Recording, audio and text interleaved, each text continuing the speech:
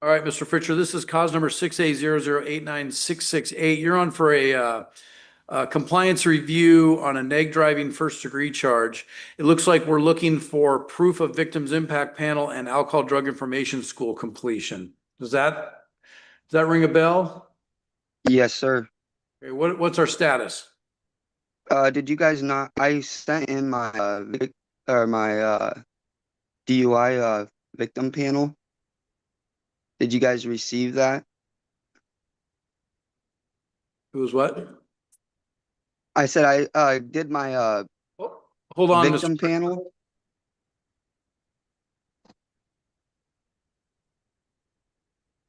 So, Mr. Frichter, the issue we have is this. We did receive a certificate of completion from a national education online school. We received it July 21st. The problem is the victims impact panel and the alcohol drug information school has to be completed through a Washington State certified agency. What state are what Okay. state are you in? Currently in Tucson, Arizona. Okay, so what you're gonna have to do is, and I don't see proof of victims impact panel. Do you have that? I I had it sent in. I sent copies of it in So we're talking two to the classes. email, There's a victims impact plan. Oh, let me see. and then I sent the paper I've in. only got proof of well, I guess here we go. Okay, I don't have any proof of the victims impact panel. I have proof of the alcohol drug information school that we're not going to accept because it's not state certified. Okay, I can I have the paper. I can email that to you Okay. guys. Would that work? Yes, and the victims impact panel, who did you Okay. do that through? Is it through the same outfit? I mean, the victims impact panel is a little more flexible because it's, Uh, no, they said that I had to go somewhere in Tacoma to do it. yep. But I just got my assessment done through I forget what it was called. Okay. Right there in Parkland is where I went to get it done. Okay. So what you're going to need to do is this. You're going to need to redo the alcohol drug information school. And what I'm going to Okay. recommend you do is that you contact the people that did your assessment and tell them you're in Arizona. They probably have a Zoom option that's a live Zoom option for the ADIS, but we've got to get proof from something. I'm assuming they're state certified. You've got to do it through a Washington State certified agency. Okay. Okay. And then with the victims impact panel, we just need to get proof of that and make sure it's adequate. And if you get those two things done, then we can continue to move forward. But at this point, what I'm going to do is reset the matter 30 days for you to get those two classes officially completed. Okay. Ask him.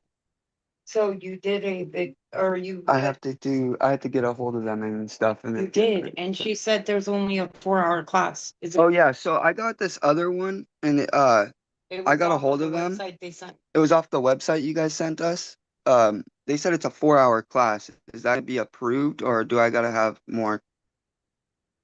No, you're going to do whatever treatment is required by the people that did the assessment. An alcohol drug information school class is usually 4 hours. Okay. That's fine if that's what the recommendation for treatment is. Okay. Yeah, There's that's what it more of a was. I just wanted recommendation. to. Yeah, if there's more of a recommendation, then you're going to do more treatment. But I don't know what that recommendation will be. Yeah, there wasn't. I just wanted to make sure that was Okay. clear and it was So good for you guys. yeah, what you need to do is you just need to make sure you do the class through a Washington State certified agency. Okay. Okay, so we'll give you I'll get another on that 30 today. days, give you another 30 days to get that taken care of. Any other compliance issues on this matter? All right. So, Mr. Fritcher, victims impact panel proof to the court and Washington State certified alcohol drug information school proof to the court within 30 days. You got it, sir. Okay, September 24th. We're going to reset this matter for September 24th at 8:15 a.m. If we have those things, you call the court and they're here and they're confirmed and they're acceptable, you don't have to appear on that date. Otherwise, Okay. until further notice, you'll need to appear until you're told otherwise. Okay? Yes, sir. All right, Mr. Fritcher, well, good luck to you. We'll look for that proof. Thank you. You guys have a blessed day. You too. Thank you. Thank you. And then we have this compliance of Samoa Santos, we received the proof? Yeah. Oh, good. Oh, good. That's right. Yeah, very good. Okay. And I see we have Mr. Haverco in custody. There we go. Morning, Your Honor. Good morning, Mr. Haverco. How are you? I'm doing well. How about you, sir? Good. We're ready if you are. Okay. Okay. Mr. Batham, why don't you come on in? You ready and everything? Okay. So have a seat. This is Mr. Batham. He's got a couple matters that come on before the court for a pretrial hearing. And the parties reach an agreement. He's going to enter a plea to item number 2. In exchange for that plea, he said he's going to move to dismiss the case as item number 1, the theft case. He's going to do the plea by way of an Alford plea. I've reviewed what an Alford plea is with him. Basically, we've discussed what the evidence is that's available to the city. We agree that what the evidence that is, along with any evidence that he might have available, that there's a high likelihood that a fact finder, whether it be a jury or a judge sitting without a jury, would enter a finding of guilt. Also based on the fact that he wants to take advantage of the city's plea offer is the other reason he wants to enter an Alford plea. So we're ready to proceed, Your Honor. All right. You are Michael Bradley Batham? Batham? You'd answer out loud. All right, Mr. Batham, this is cause number T00485654 and T00485655. You are present in custody with Mr. Haverco. I have before me a statement of defendant on plea of guilty to 1 count of indecent exposure. This is the cause number ending in 655. Mr. Batham, did you read through this agreement, or did Mr. Haverco read it to you, or both? We're ready to. I'm sorry? It was explained to me. Okay, so he read it to you? Yes.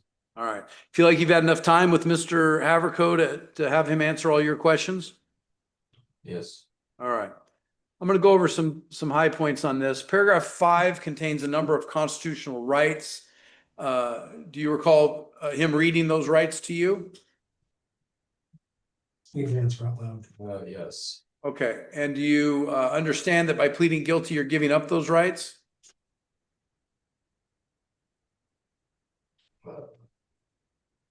You know your right to trial, all that stuff. Yes. Okay. And Mr. Batham, there's a recommendation here in the plea form that is a recommendation only, that the maximum penalty on this charge is 90 days in jail and a $1,000 fine. I could sentence you up to the maximum if I so choose. Do you understand that? Yes. All right. And Mr. Haverco, have you discussed any potential immigration issues? We did, Your Honor. All right. So, Mr. Batham, this is you're taking the approach of what's called an Alford plea, which what I do in that case is I review the police reports and I determine if the police reports are sufficient to support a finding of guilty, in this case, to 1 count of indecent exposure. So what I'm going to do now is I'm going to read the police reports that are filed in this matter. And go from there.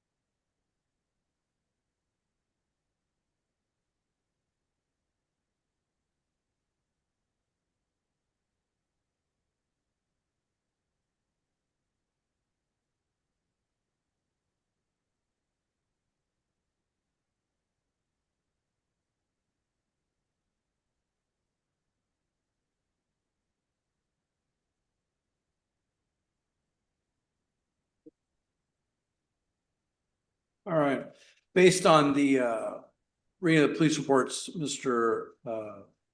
Batham, I am gonna find sufficient factual basis to support a finding of guilty to one count of indecent exposure alleged to have occurred in the city of Yelm on July 12th of 2026.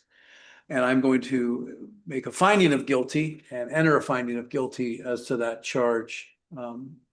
Based on that finding, I will accept the city's motion to dismiss the one count of, I think it was theft third, under cause number T004856956564. I'll sign that order. All right, now I'm going to turn Mr. Batham to the city to hear any more statements or information regarding the sentencing. Nothing in the city, Your Honor. Mr. Haverko? Nothing to add, Your Honor. I just would ask to follow the city's recommendation of credit for time served. He's been in custody now for, I'm not sure how many days, but he's been in custody for a bit. 31. All right. Okay, Mr. Batham, you don't have to say anything, but you have that option. Is there anything you'd like to say before sentencing?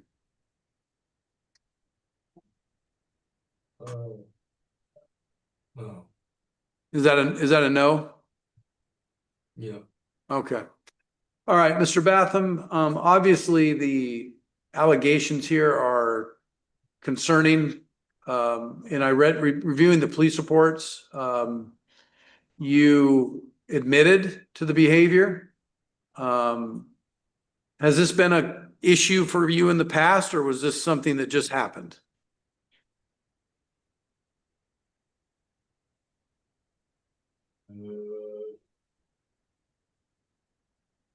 And if you don't want to answer, you don't have to answer. but no, but What do you say, Mr. Haverko? Did you want to make a statement or? no, it hasn't been an issue. Well, he says it hasn't been an issue, Your Honor. All right, Mr. Batham, the biggest thing here is this better not happen again. You understand that? Yes, I'm gonna impose 90 days in jail. I'm gonna suspend, what would that be, 69? 59 days for a period of 2 years on the following conditions. You're not to have any criminal law violations. Obviously, no similar law violations. I'm going to impose a $1,000 fine. I'm going to suspend all $1,000. Are you working, or do you have where do you live when you're not in custody? was prior to being arrested, I was homeless. Okay. Not going to pose any fines. But Mr. Batham, I just want to make it really clear to you, if this happens again, I would imagine the city's not going to give you much of a break. And quite frankly, the charges could be elevated to felony. I just want to make sure you understand that. Yes, Okay. All right, Mr. Haverko, anything additional? Oh, nothing to add, Your Honor. Anything from the city? No.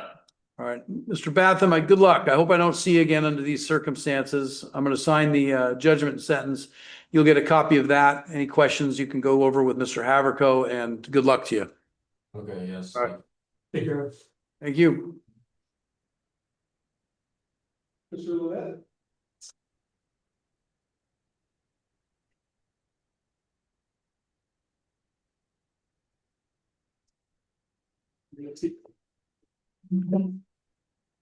This is Mr.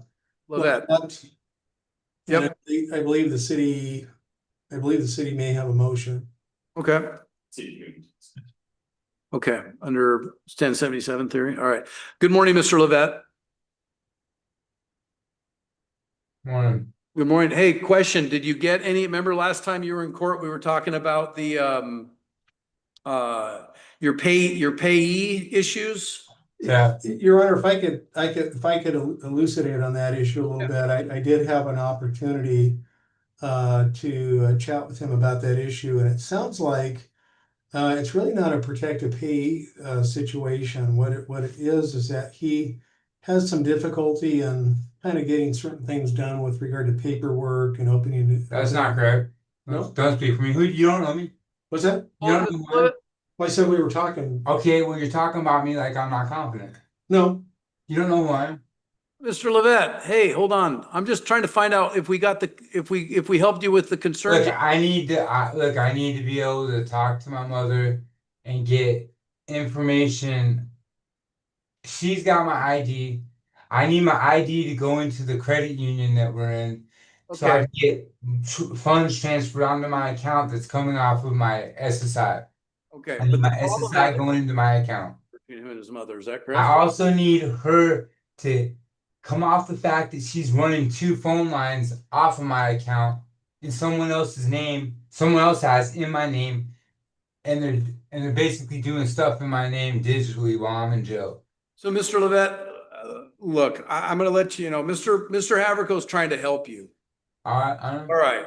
this is what I need a way to handle. Let me finish. Let me finish, please. So the charges are gonna be dismissed based on the fact that we had a competency test done on you within the last 30 days and you did not pass competency.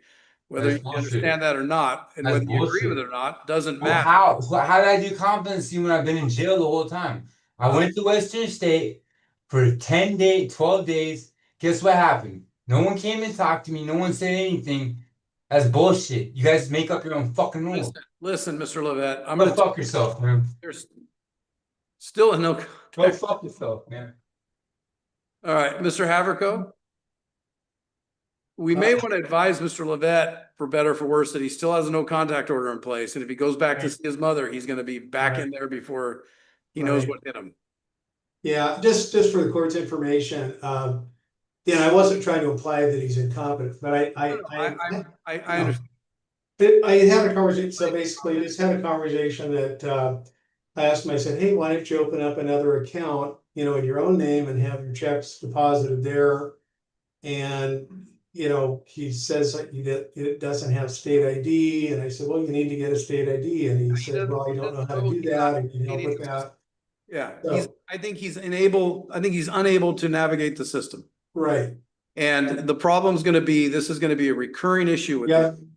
I know, We're gonna do the best we can, but I appreciate your comments as to incompetency, but he's incompetent based on the finding that I saw, what, 20 something days ago. right, And I appreciate your efforts on this. I think you're doing everything you can, but we can only do so much under the current state of the existing system. So I wish him well. Hopefully he'll figure things out. yeah. I mean, I did advise him, if he needs to retrieve any personal items from the residence where his mother is the protected person, he needs to present himself to the Yelm Police Department to arrange, law enforcement assistance. Right. But he- Right.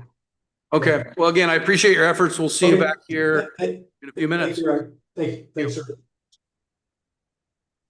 All right. Turn to the 9 a.m. calendar, a little bit early. You in the back of the courtroom, sir, are you here for court? No? Yes. Oh, you are? What's your name?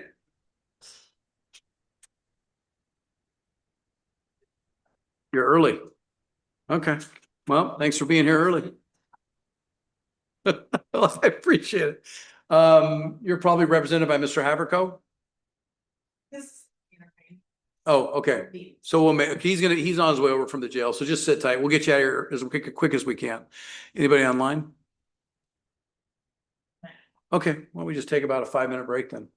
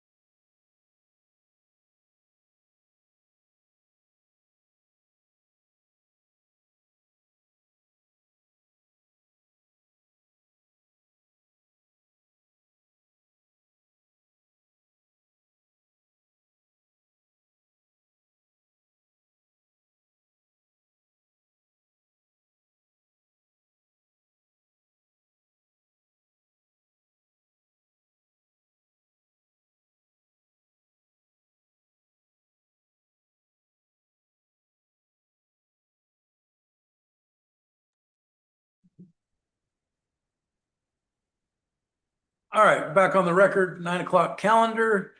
We'll just start top of the list. City versus Kishra Ayubi. Mr. Harbison.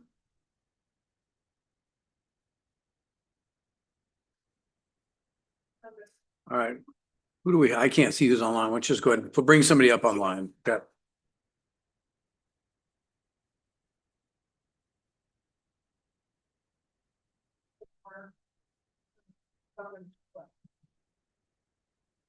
Okay. Good morning, Your Honor. Good morning. This is Nathan Webb appearing for Natalie Ward. This is on the 9 o'clock calendar, I believe. Okay, on for pretrial. Cause number T00497005. Mr. Webb, good morning. Morning. Are you appearing on behalf of Miss Ward today? I am under 3.4. I've had good and recent contact with her as well as yesterday. Okay, what are we doing? Well, I am asking to set this matter over just for further negotiation investigation. I'm awaiting her assessment to be provided to me. I did upload a motion in O court. I don't know if I saw that you guys may use that, but I uploaded one there. Okay. Any objection from the city? No objection. Okay. Let me pull up that motion. We have a motion to continue. Next proposed court date would be September 10th at 9 a.m. Waiver good, September 10th, expires December 9th. So I'll go ahead and sign that order and we'll see you back here on September 10th. Is that all All right. you have today? It is, Your Honor. Thank you very much. Thank you. We'll see you on the 10th. Okay, Take thanks. care. Too.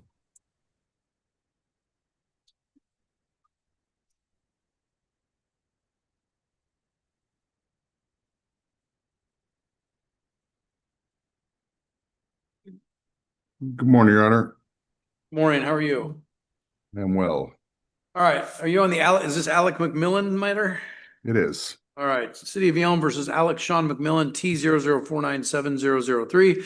Mr. Woody is present via Zoom. Are you appearing on behalf of Mr. McMillan today?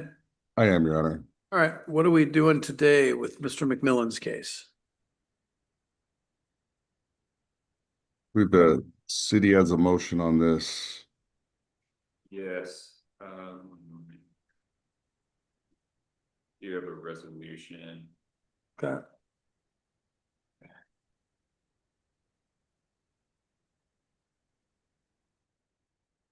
City's moving to amend the charge to expired registration less than 2 months with a recommended $250. Okay. All right. Mr. Woody, were you able to hear that? Not really. I'm sorry. Yeah, I didn't really hear it either. All right. Sorry, Mr. Woody, I'm moving to amend the charge to expired registration less than 2 months with a recommended fine of $250. So an infraction to 250? So motion to amend to an infraction, impose a penalty of $250. Any objection? No objection. We answer committed to amend an infraction if the court so amends. And is there going to be an order to do that or we just, okay, all right. Oh, gotcha. Okay. There it is. Okay. So Mr. Woody, on O courts, the clerk created an infraction disposition. Okay. So cause number T00497003 is being amended to an expired registration less than 2 months. Findings committed, fine costs amount will be $250. It'll have fine payments if your client wants to go that route. And other than that, I'll sign this order. And if you just have your client coordinate how he'd like to make payments with the court, that would be great. Thank you, Your Honor. Okay, is that all you have today? That's my only matter this morning. Thank you, counsel. Yeah, have a good day.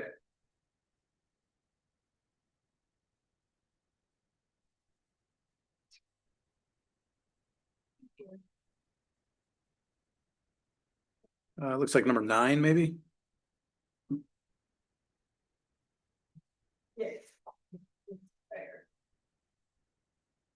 All right. Good morning, Mr. Egan. Good morning, Judge Coker. Are you here, Mrs. Melissa Snyder case? That's correct.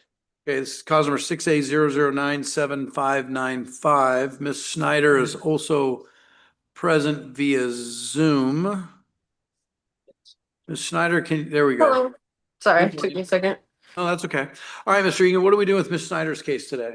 Well, we filed a motion to continue. I'd like to see the affirmatives done here and do some negotiation with the city of Yelm here as well. So was asked to reset to October 22nd. Okay, any objection from the city? No objection. All right, so Ms. Schneider, based on your statements of council, I'm going to, I've got before me a motion to continue. This is the proposed reset date of October 22nd, 2026 at 9 a.m. What we also have is a speedy trial waiver, which would make the commencement date for your speedy trial of October 22nd, 2026, with an expiration date of January 20th of 2027. Do you understand that? Yes. Okay. All right, I'm going to go ahead and sign this order. And obviously, Mr. Egan, I'm hoping all the affirmative conditions are done by that day so we can get the case done at that time. Right. I hope so too. That's the plan. Yep. All right. Okay, I've signed that order. Any other matters today, Mr. Egan? No, Your Honor. Thank you. All right. Thank Appreciate you. Ms. Schneider, you may be excused. Have a good rest of your week. Thank you, you too. You too. Thank you. Okay. I have a couple people. We have a couple. Are your matter ready? Yes. We're ready to go. Okay, let's come forward. Your Honor, this is Mr. Ford, Camise. Fornash? No, Nope. this is not Mr. Neese. Okay. Then I'll be the president brief for doing Neese first. Okay. All right. You are Roydale Camise? Yes, Your Honor. All right, good morning. This is cause number 680097617, City of Yelm versus Roydale, John Camise. Mr. Camise, present with counsel. What are we doing with Mr. Camise's case today? In your honor, the parties have reached an agreed resolution to amend them down to a negative driving first degree. The form is in the vote courts. Okay. And what are we doing with the DWS third? The request is for that. Okay. All right, Mr. Camise, I'm going to pull up a proposed statement of defense on plea of guilty. Mr. Camise, what's your highest level of education completed? High school, Your Honor. Okay. I'm going to add that to this. Oh, 12. Okay, and Mr. Camise, you're currently charged with DUI, but based on under my understanding, the parties have agreed that you will be pleading guilty to an amended charge of negligent driving in the first degree. Did you have enough time to go over this form with Mr. Holcomb? Yes, Your Honor. Did he read it to you? Did you read it to yourself or both? Both. Okay. And I'm just going to go over some highlights of this. Paragraph 5 contains a number of constitutional rights. Do you understand those rights?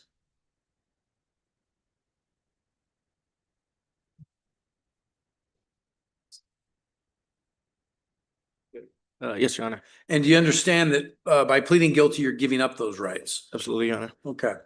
And this is a neg driving first degree, which is a misdemeanor, which means the maximum penalty is 90 days in jail with a $1,000 fine. There's a recommendation contained in this that I don't necessarily have to follow. I could sentence you up to the maximum. I understand that, Your Honor. Okay. And Mr.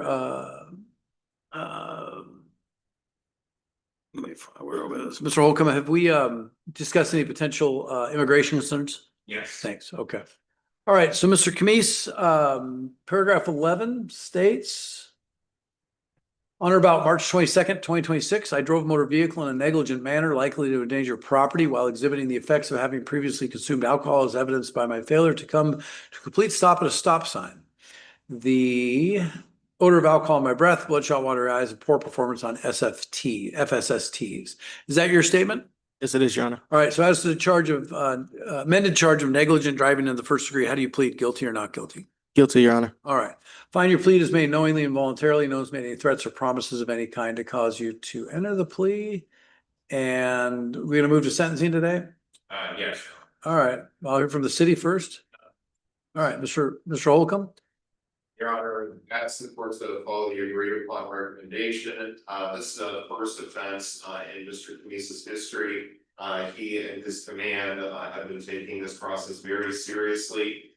He's gone through the process of getting a substance use evaluation with the military, as well as he did an online victims impact panel. So he still has some work to do when it comes to the state requirements for affirmatives. But that being said, he's made a lot of progress on the military side, just needs to catch up on the state side. We're just asking for 90 days to get those completed and proof filed with the court. I anticipate it's very likely going to be no significant problem evaluation given this lack of history. So I have every reason to believe that this court is never going to see Mr. Camise again in court as a defendant on the case. Okay, thank you. Mr. Camise, you don't have to say anything, but if there's anything you'd like to say before sentencing, it's your opportunity to do so. My apologies for this whole ordeal, and I won't be doing it again. I am a committed soldier of the United States military. Get a little busy sometimes, so sometimes scheduling these things that you all require me to do, it has been a problem in the past, but I fully expect myself to be able to do these for you all in the future. Thank you. I'm also looking, looks like your license is suspended second degree. You're probably eligible for an ignition interlock license, I would think. So just obviously make sure you're not driving until that's all squared away. All right, I'm going to follow the recommendation. I'm going to amend the charge of neg driving first degree. Going to impose 90 days in jail, going to suspend all 90 days for a period of 24 months, going to impose $1,000 fine.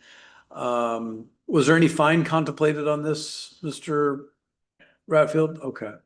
Going to suspend all $1,000 for a period of 24 months. Following conditions, I'm going to dismiss the DWS third charge. Conditions are going to be, you're going to pay a probation monitoring fee of $250. You're going to maintain law-abiding behavior, to appear at all court hearings, not to drive without valid license, liability insurance. You're also not to drive with being physical control of any vehicle with a blood alcohol level of 0.08 or higher, or a THC concentration of 5 nanograms or higher. No alcohol related infractions. You're not to refuse to submit to a breath test if asked to do so by law enforcement. You're going to you're going to follow all rules as imposed by the Department of Licensing. You are to obtain a substance abuse evaluation, which sounds like that's in the mix. You're to complete any required treatment. Do that within 90 days. And then you're going to also complete victims impact panel within 90 days as well. Do you understand that? Yes, Your Honor. Okay. All right. I'll go ahead and sign. Did I miss anything, Mr. Holcomb? Yeah, there's a question. Yeah. Firstly, does this form accept the military substance use evaluation, or does this form require specifically a Washington State agency? What's the city's position on that? Yeah, I don't have an objection to that. If it's military based, I think that's been, in my experience, sufficient. So not an issue. Then the second question I have, Your Honor, is just to make sure that I am fully aware. Is this going to be monitor or bench probation? Or Bench probation. Bench probation. Correct. Okay. Yep. Okay. Anything else? Nothing else? Okay. All righty. Mr. Camise, I'm signing this order. You'll be able to get a copy of this at the window and be able to coordinate how to pay the $250. Get all that stuff done, and hopefully we will see you again. Sounds good, Your Honor. Thank you. All right. Thank you, Mr. Camise. Have a good rest of your day. You as well.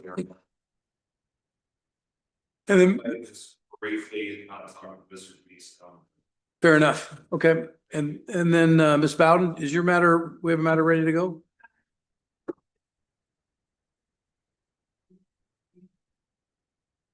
Is that Ms. Benbow? Okay, come on up, have a seat. You are Janai, is it, Janai Benbow? Thanks for saying that right. I'm trying, cause number 6A, 0006667. And, represented by Ms. Bowden. Ms. Bowden, what are we doing today? We did set it out of ways. There are a lot of collateral consequences. Client, we need to put together a decent package with prosecutors to review. She doesn't have any history. Her license is clear. She's worked full time. She's a single mom. And she just has a lot riding. Okay. Any objection from the city? All right. So Ms. Benbow, based on statements to your counsel, the request is to continue this matter to November 5th at 9 a.m. Correct. Is that going to work for you? Okay. And with this, there's also a companion speedy of trial waiver, which you have a right to trial within 90 days. And basically that 90 days will restart effective November 5th.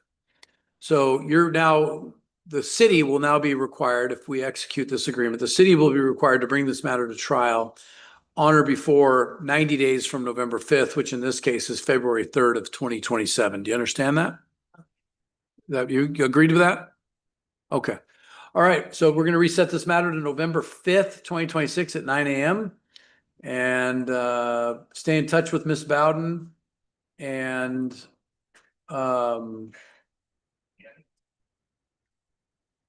we will see you back here on the 5th of November. Okay. Thank you.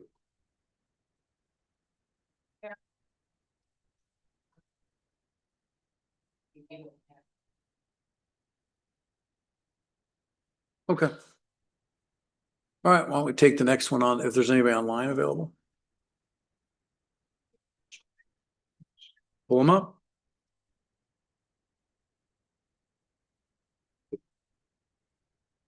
Your Honor. Good morning. Good morning. Is I'm it Rachel. pronounced Reich or? Yes, Reich. All right. Good morning, Miss Reich. What case are you here for today? Your Honor, Rachel Reich with Jonathan Dichter's office. I'm here on the Naomi Bailey matter with a B, Your Honor. It's case number 6A00023330 and 29. Okay. And do we expect Miss Bailey to be present today? We do not, Your Honor. She's requesting to appear via 3.4. We've had good communication with her. I believe Mr. Wong has also been emailing with Mr. Ratfield on this matter.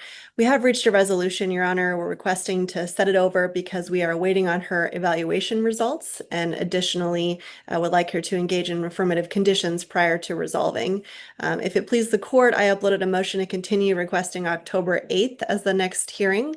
I also asked if the court would consider allowing for Zoom disposition, given that Miss Bailey does reside in Oklahoma, Your Honor. And I believe it's being amended to reckless driving. Okay. No objection to her appearing via Zoom based on her out-of-state status. Mr. Ratfield, any objection to the continuance? Okay. So Ms. Reich, okay, I will sign this order. Next court date is going to be October 8th at 9 a.m. I will sign this order and again, speedy trial waiver, commencement date of October 8th, expiration date of January 6th. And you're in touch with your client. You'll let your client know, and hopefully we'll get this thing resolved on the 8th. Sounds like a good plan. Thank you, Your Honor. Have a good day. Is that all you have? Thank you. It is. Thank you. Okay.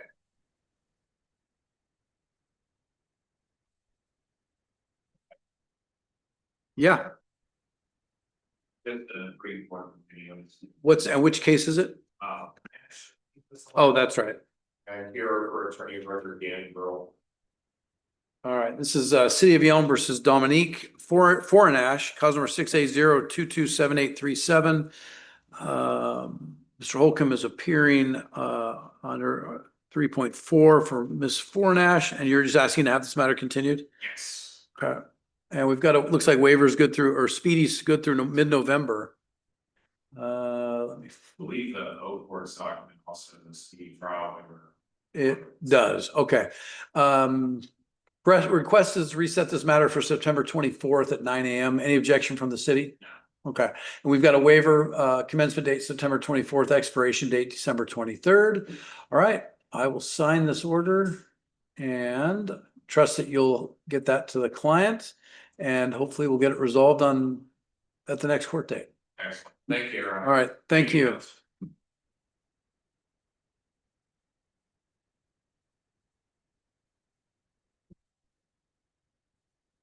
Okay, anybody else online? All right. Ms. Bowden? We're still waiting on Mr. Hubbard, okay.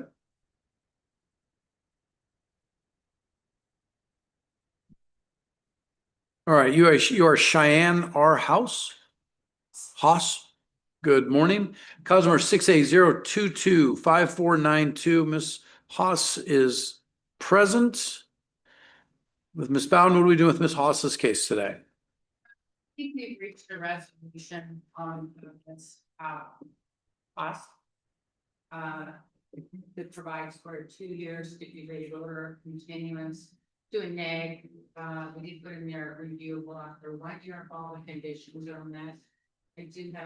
I've gone over that with her. I've gone over what her obligations are, and I've gone over the consequences on any sort of revocation. And, I think she's making a knowing and intelligent decision. I do have an assessment, she will be getting signed up for her classes. We can hand that forward. Okay, thank you. Let me just give it to the clerk. All right, Ms. Haas, I'm gonna go over a couple points on this. I assume you've gone over it in detail with Ms. Bowden, so I'm not gonna spend a ton of time on it. But this is a contract between you and the city. And the contract basically says you're gonna do certain things. Sounds like there's a treatment component here, stay out of trouble component. There'll be probably some minor costs associated with this as well. But you do those affirmative things at the end of, in this case, 2 years or potentially 1 year, if you get done with things early. The city would be moving to amend this charge to a negligent driving in the first degree. Do you understand that? Yes. And then that's the good news. The bad news, though, is you violate these conditions. You've waived your rights to a speedy trial. You've waived your rights to really hear and question witnesses. And then what'll happen is if the city makes a motion to revoke based on a violation, you'll be brought back into court and your guilt or innocence will be determined by myself or whatever judge is sitting here, reading the police reports and determining whether or not you're guilty, pretty much essentially based on those police reports. And in this agreement, you're stipulating that the police reports are sufficient to find you guilty if we get to that point. Does that make sense? Yes. Sound familiar? Yes. Okay. So it's just basically, I mean, Ms. Bowden probably told you this. These things are sort of set up for you to succeed, but if you don't succeed, there's not gonna be a lot of time spent sort of arguing what's gonna happen. Does that make sense? Yes. Okay. All right. But it sounds like you're on your way to getting the stuff done. Mr. Ratfield, did I miss anything? Ms. Bowden, did I miss anything? All right. Ms. Haas, did I miss anything? Feel like you understand it? Okay, good. All right. So I'll enter this agreement. The conditions are what they are. You're gonna get a copy at the window. One thing is there is looking here. There'll be there is a fine, a component of $1,000 in costs on this. You'll be able to set payments up with the window. Okay. And I've signed this order. And again, if you get everything done within the first year, Ms. Bowden can contact Mr. Ratfield and Mr. Ratfield can bring this back and we can deal with it at that time. Okay? Thank you. Thank you. All right. I've signed that order. All right.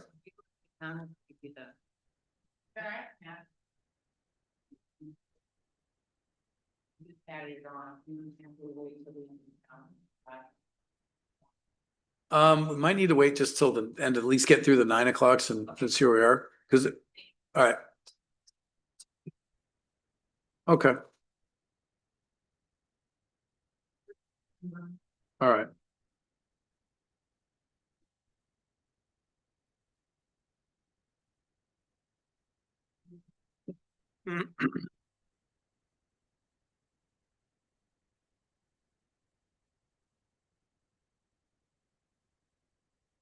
All right. Good morning, Mr. Harbison. Good morning, Your Honor. Are you here for the Ayubi case? I am, Your Honor. I believe we've reached an agreed resolution. Okay, is it Kesra Ayubi? Do you expect them to be, are they present? Are they going to be present today? He is not going to be present. This is a 3-4 continuance. This is going to be an amendment to an infraction. Okay. All right, Mr. Ratfield? Yes, Your Honor, need to amend to the DWS third degree to no alcohol records license and the city's dismissing the driver suspended registration. Okay. Recommended by. And I'm still looking, Mr. Harbison, just so you know, it looks like Mr. Ayubi is eligible for his license, his or her license, but they're not, or his license, they're not licensed as of yet. Is that your understanding? That's correct, Your Honor. He owes a $75 reissue fee to DOL. I've informed him of that. Okay. All right. On the Kesra Ayubi case, I have an agreed motion and order settling an infraction. This matter will be amended to a no valid operating license with ID, $150 fine. And then what are we doing with the vehicle registration? Was that being dismissed? Dismissed. Okay. And then the vehicle registration infraction tracking will be dismissed. Okay. Mr. Harbison, so I'm going to sign this order and just ask that you get this to your client and have him get that 150 paid sooner than later. Will do, Your Honor. Thank you. Have a good day. Thank you, you too. Okay. Is there a Tifi Ta'alolo present? Come forward.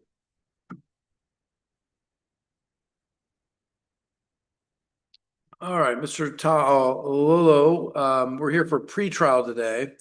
And it looks like you're pro se. Have you been looking for an attorney, or are you trying to hire an attorney? To be honest, I don't have time to look for attorney and get all, I forgot stuff, just go straight to bed. Okay, let me look up some stuff here.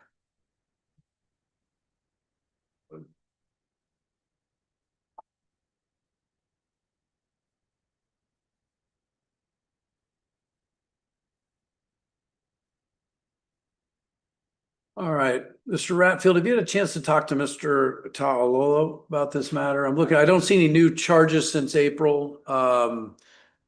We need to move this case forward, one way or the other. We did all this and did, we took this morning, hopefully the read resolution. Okay, so am I pronouncing your last name correctly? Ta'alolo?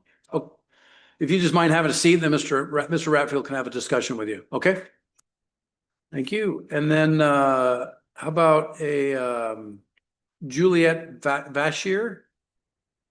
Ms. Vashier, this is cause number T00508507. Again, it looks like, this is a matter, you're in the process of hiring an attorney? So I originally thought that I would be able to pay for one, but that has changed. I thought I would have some help from my father, but that is not the case. So I would Okay. like to have a court-appointed public defender.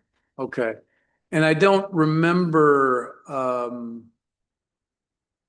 did you not qualify for an attorney, or were you just going to hire your own attorney? Yes, I had previously said that I could hire my own attorney, but that's not the case anymore. I brought some financial documents with me, if that Okay. helps. Are you working? I am working. I make minimum wage. Okay. Any dependents? No, just me. Okay. Okay.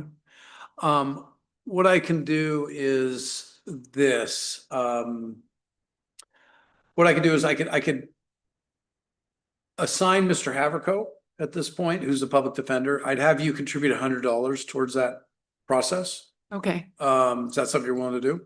Yes, Your Honor. All right, so why don't we do that with Ms. Bashir? Yes. Why don't we do that with Ms. Bashir? We'll go ahead and appoint Mr. Haverco. She'll be responsible for contributing $100 to offset the costs of the citizens, and then we'll get her set up on the next pretrial. Okay. Thank you, Your Honor. All right, and you're going to get a piece of paper that's going to give you the information on how to contact Mr. Haverco.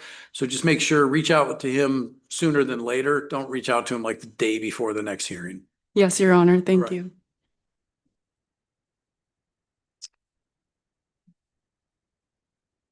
Okay. Oh, not quite yet. Hold on one second. That's all right. We're just getting you a hearing notice.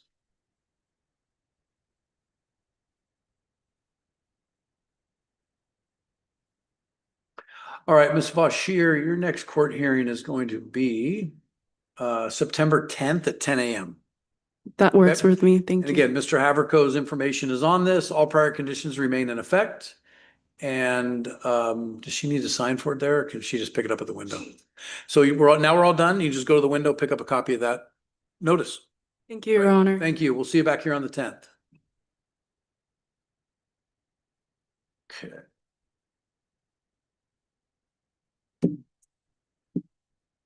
All right, that's it for the 9 a.m. calendar. 9:45 is the warrant quash. We'll do some of those first.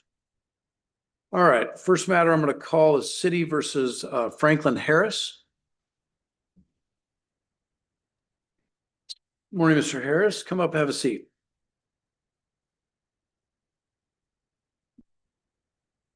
All right, Mr. Harris, this is cause number T00508508. You were here early. I appreciate that. And you were late last time. And I think we issued a warrant. So here we are. So, okay. So Mr. Harris, sounds like we've got everything kind of figured out. Is Mr. Haverco, this is on for arraignment? Okay, we need to get Mr. Haverco in here if we can.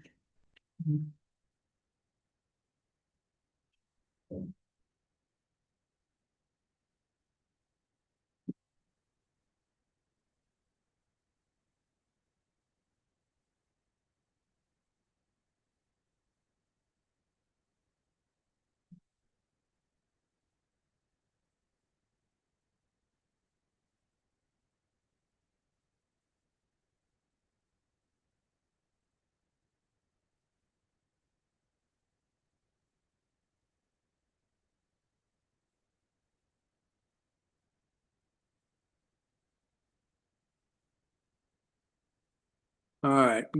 Thank you, Mr. Haverco. Good morning. Your Honor, or Mr. Haverco, this is Franklin Harris.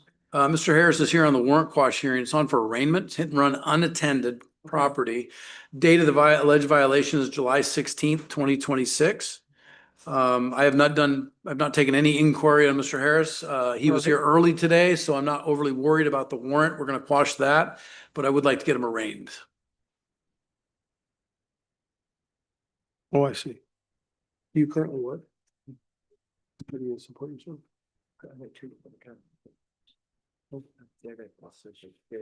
What's your monthly income from all the retirement programs?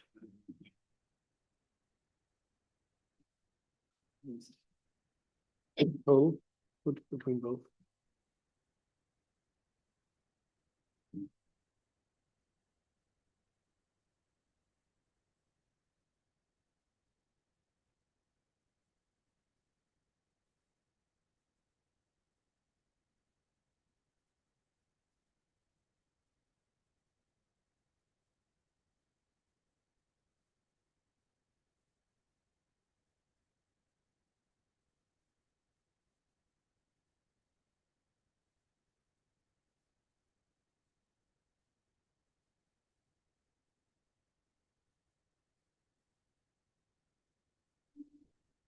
And were you on the record? We are. Okay. Asked Mr. Harris, I believe he received something like $1,665 per month in a combination of disability or retirements and Social Security. Okay, 1,600 a month. Any dependents? Any dependents? No. All right, what I can do, Mr. Harris, I can appoint Mr. Haverco. I'd have you contribute $100 towards that cost to offset the costs to the citizens of Yelm. Okay, all right, so we'll go ahead and appoint Mr. Haverco with that $100 offset contributed by Mr. Harris. So Mr. Haverco, I'll turn it over to you. And pursuant to that, Your Honor, would stipulate to probable cause and ask the court to enter a not guilty plea. All right, Mr. Harris, we're going to find probable cause for the one count of hit and run unattended. For purposes of this hearing only, enter a plea of not guilty. I'll now turn to the city for conditions of release. Just right here. I'm showing, yeah, I don't see any real, I see one similar back from 1989. Yeah.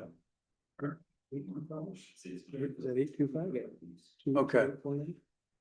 So, Mr. Haverco, we're going to release Mr. Harris on his own recognizance. Mr. Harris, I will tell you, you have an active warrant out of Thurston County for looks like a protection order issue from March of 2026. Okay.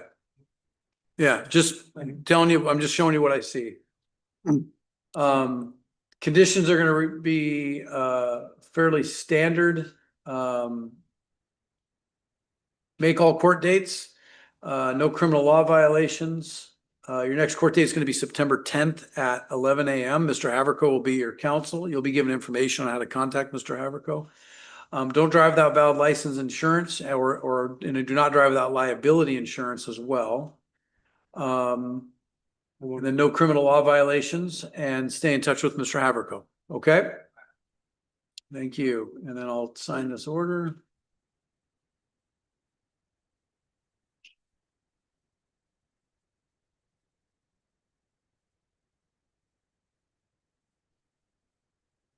And you'll just go see the clerk before you go, and she'll give you copies of your paperwork, which will have your court dates and everything, and I'll call you. All right. Thank you, Mr. Harris. Next matter, City of Yelm versus Kamehameha Magsayo.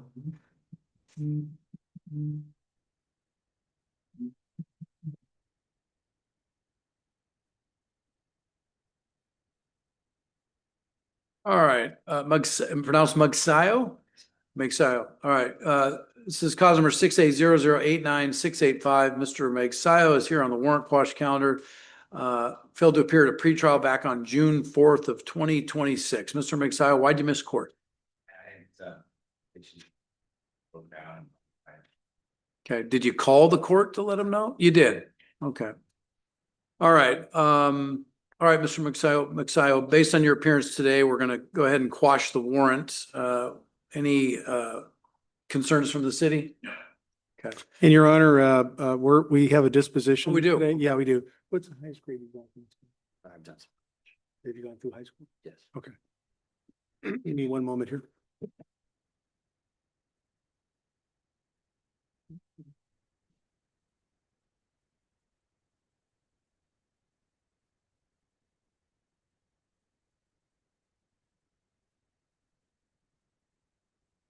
One sign here. He is now signing a statement of defendant on plea of guilty in Oak Courts. Okay, And I've discussed the matter with him, and he reached out to me prior to today's warrant return, the hearing, and I said, well, you know, is there a good reason to set another pretrial hearing, or maybe we want to take care of it today? And he wanted to take care of it today. okay, great. All right, and you are, you're Mr. Mugsayo. We've identified you. This is cause number 680089685. I have before me, it looks like a plea of guilty to a protection order violation. In exchange, there'll be a dismissal of the drug paraphernalia charge. Does that sound correct? All right. And did you have a chance to read through this document, or did Mr. Haverco read it to you, or both? I read it to you. Okay. Feel like you had enough time with Mr. Haverco to go over it and have him answer all your questions? All right. Okay. Paragraph 5 contains a number of constitutional rights. You understand those rights, and you also understand that you're giving up those rights by pleading guilty. And this is a gross misdemeanor, which means the maximum penalty is 365 days in jail and a $5,000 fine. You understand that there's a recommendation contained in here that I don't have to follow. I can sentence you up to the maximum. All right. And Mr. Haverco, did you discuss any potential immigration concerns? We did. All right. So, Mr. Mugsayo, the recommendation or paragraph 11 says on February 3rd, 2026 in the city of Yelm, I knowingly and unlawfully was riding in a car with Lindsay Gamble, the protected person in a domestic violence no contact order, and where I was the person prohibited by the order from having contact with her. Is that your statement? All right. So as to the charge of violation of a protection order alleged to have occurred on February 3rd, 2026, how do you plead guilty or not guilty? Okay, I'll find your pleas made knowingly and voluntarily. No one's made any threats or promises of any kind to cause you to enter the plea. And we'll turn to the city for sentencing purposes. Okay, Mr. Haverco? Nothing to add, Your Honor. Mr. Mugsayo, this is your opportunity. If you'd like to say anything before sentencing, you don't have to if you choose not to. Okay. All right. So has the no contact order been lifted? It's still in effect of the law. Okay. Okay. So it's just important you understand that this doesn't have any effect on that no contact order. That no contact order is from a different court, and it remains in effect regardless of what happens here. Okay. So I will follow the recommendation. I'm going to impose 364 days in jail. I'm going to suspend all 364. Going to impose $5,000 fine, suspend all $5,000 for a period of 12 months. The use of drug paraphernalia charge will be dismissed without prejudice.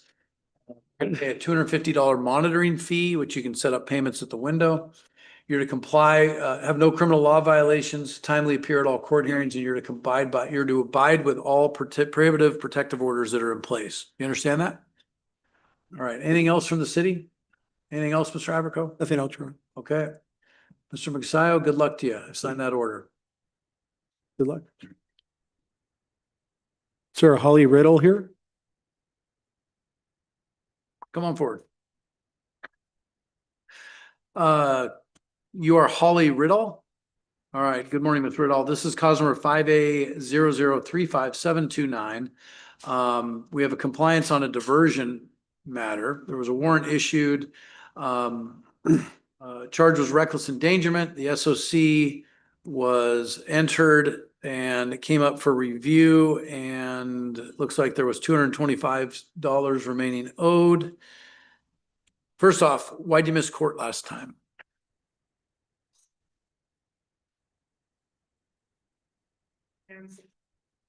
The message me, let me know, and I got here and court was already done. Okay. All right.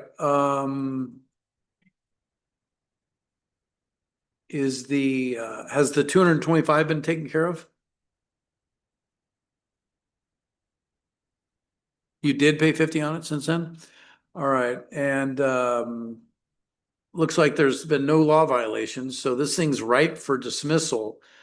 Ms. Riddall, just as soon as you pay that, it's dismissed and it's done.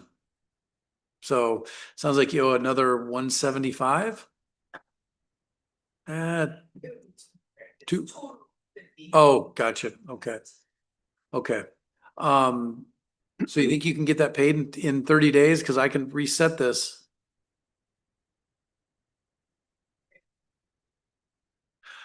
Well, we could, well, how much time do you think you would reasonably need? 90 days? Okay. If you can get this paid within the next 90 days, it'll be dismissed without you having to come back. And if you could pay it, if you had somebody that could pay it today, we could dismiss it today. All right. What's the city's thoughts on this? I mean, city is going to give you more time. Okay, what I would like to do, I don't want to extend it out too far.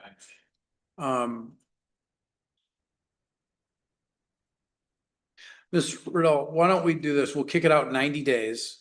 Hopefully that'll give you enough time. If you can pay it sooner than then, as soon as it's paid, it's closed. Like it's done, it gets dismissed. If you don't have it paid off within the 90 days, we'll just readdress this in 90 days. I hope there's at least some progress made towards it. So we'll give you a court date out about 90 days.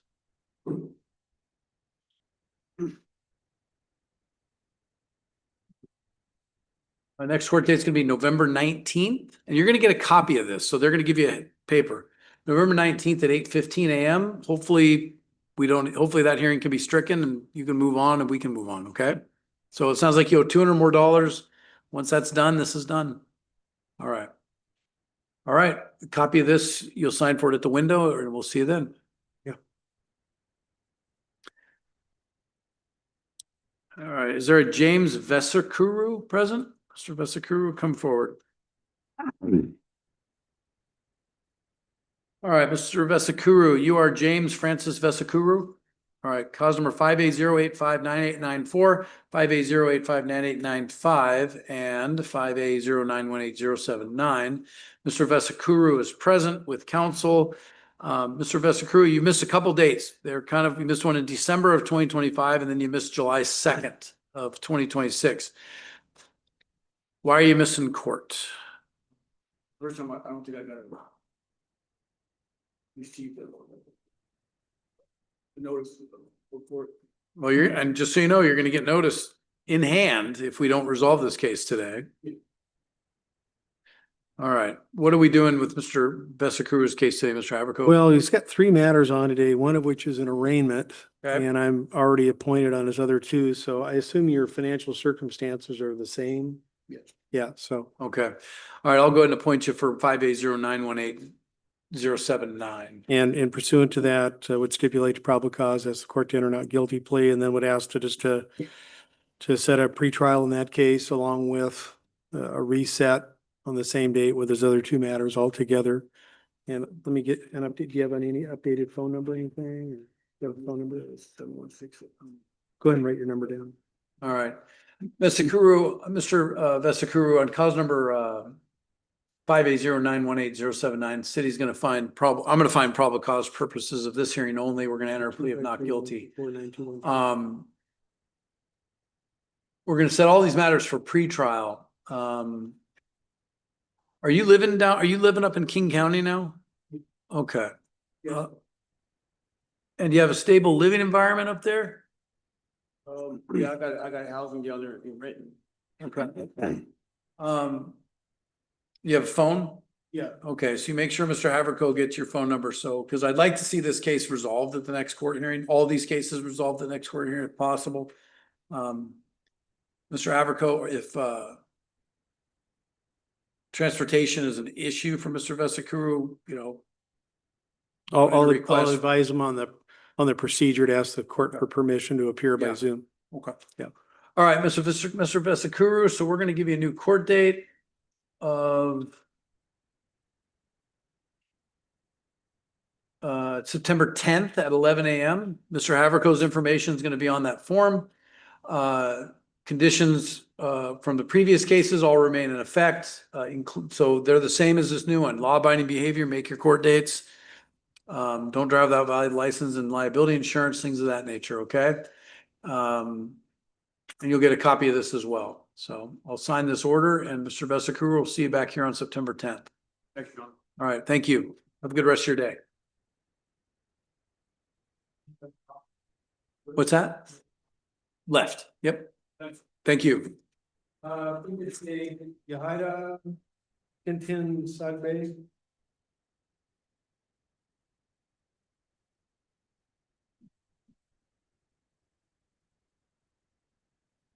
Good morning. How are you? Moved. So is this Segbe Yahira Inus Tintin? Good morning. This is cause number T 00485 552. Matters on for pretrial.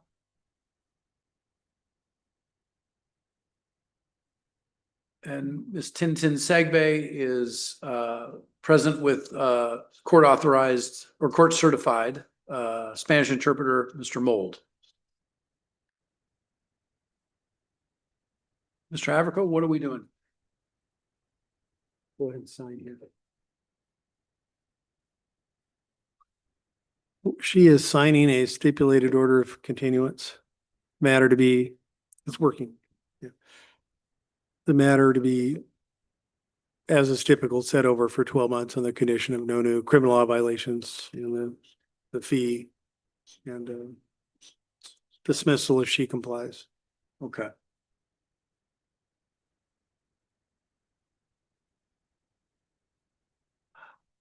All right, Ms. Tintin Segbe. Did you have enough time to read through this contract with your counsel?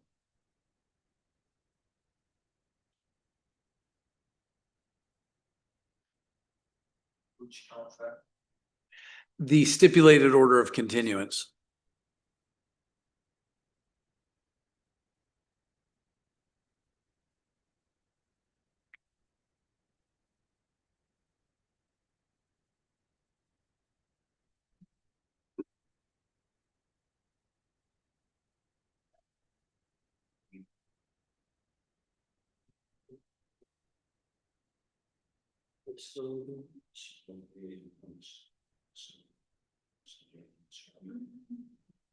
Oh, yeah. That's what he's talking.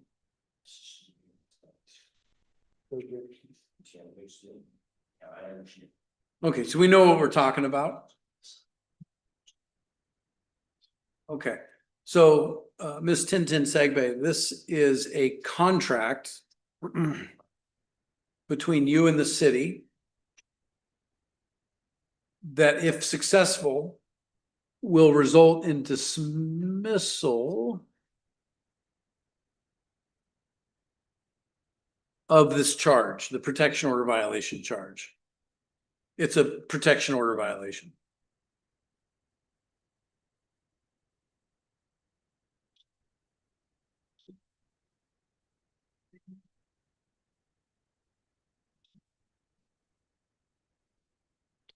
Do you understand that? And you understand that you're in this agreement, you're giving up your constitutional rights to a jury trial, to hear and question witnesses.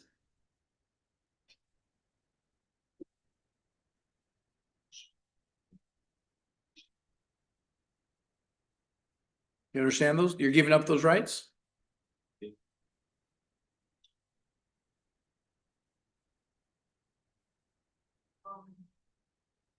And you understand that if you violate the conditions of this agreement,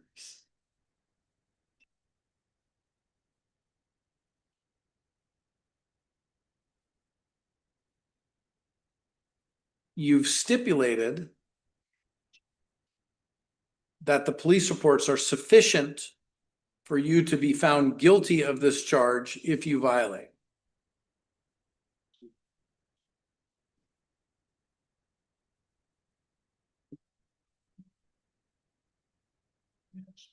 Yes. Okay. But if you're successful and you maintain law-abiding behavior, you pay a monitoring fee of $250.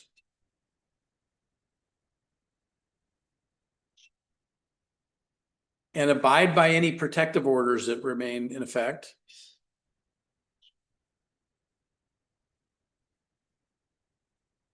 "12 months from today's date, this charge will be dismissed."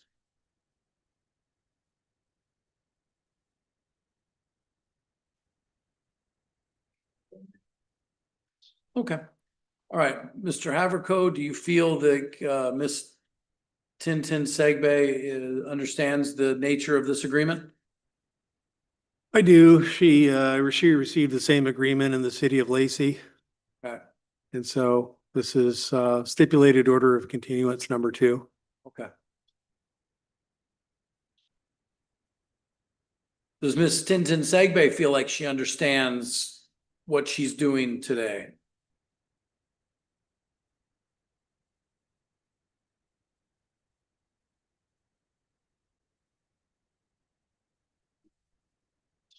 And she feels like she's had enough time with Mr. Haverco to fully understand and fully discuss it with him?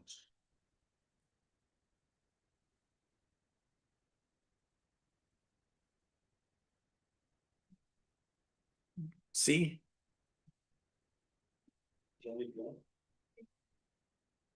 I asked her if she understood it well.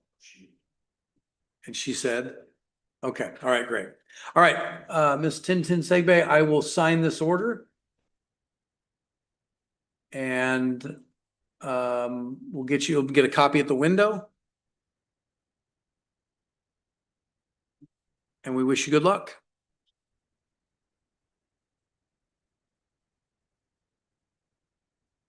Okay, thank you.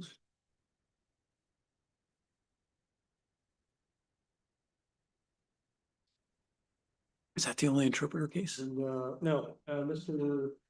Well, Oh, just give me a little moment, Your Honor.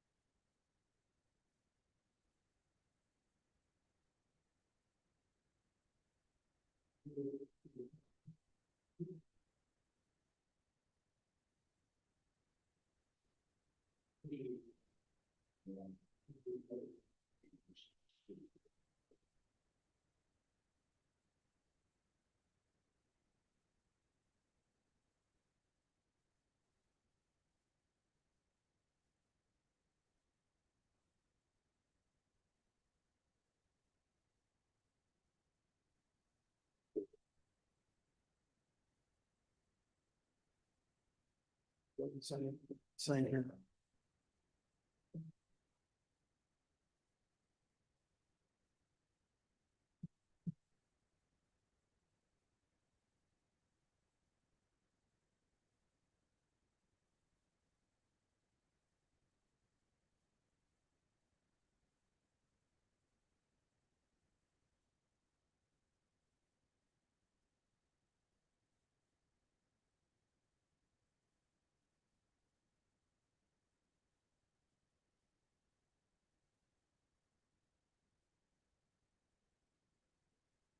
I need to add a couple things.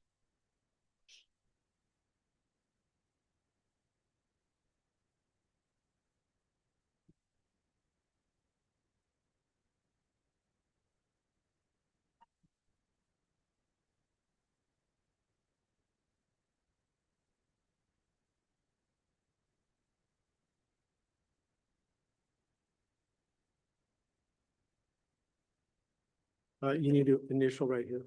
Initial. Initial.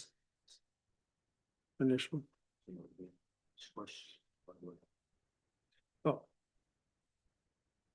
So the court will tell you what you have to do now, and what that will be, is what the court, what does need to get, alcohol evaluation and prove within 90 days and comply with the recommended treatment. Yeah, so the judge will instruct you with your paperwork, all you're supposed to do.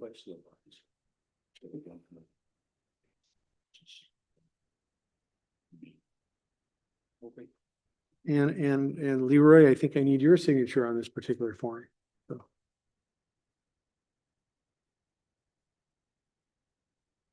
I think we're ready to proceed, Your Honor. He has two matters. This is Jose Rodolfo Morelos Silas. Correct. Yeah. Cause numbers T00494190 on for pretrial, and cause number 6A0097613 on for sentence compliance. I anticipate he's going to enter a straight plea to the charge of DUI amended to that of no test. Usual standard DUI condition recommendations included. He signed the form. Okay. I've had him initial also on the spot that indicates that there can be immigration consequences pursuant to a conviction for this.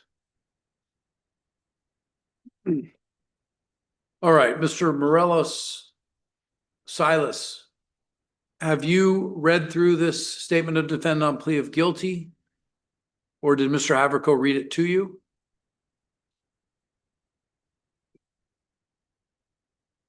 Okay. And do you feel like you've had enough time with Mr. Haverco to fully go over the document in its entirety?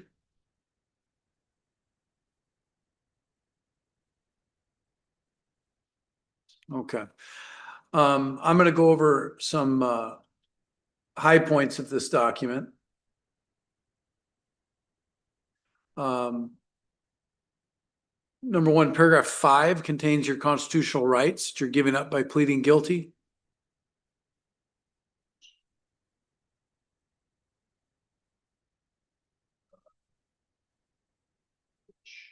His constitutional rights.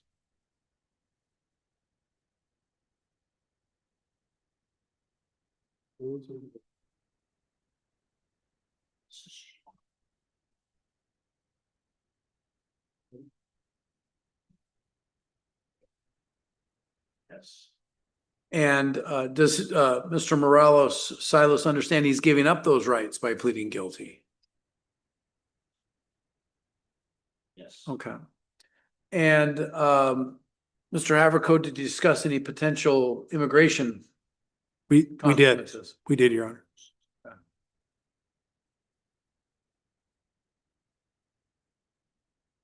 And there is a mandatory minimum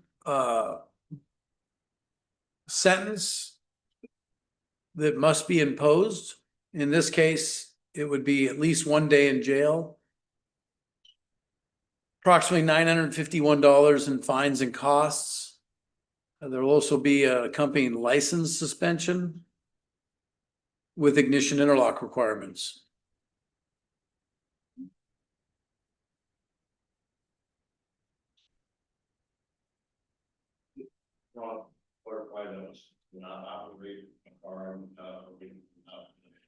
Well, I'm just trying to make sure he understands there's starting with the jail time, there's a mandatory minimum amount of jail time that must be served on this. I don't know if he has credit.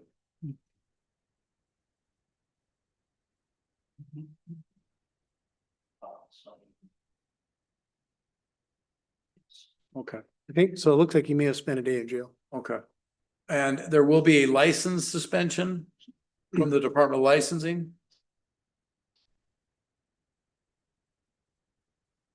And there will likely be an ignition interlock requirement from the Department of Licensing.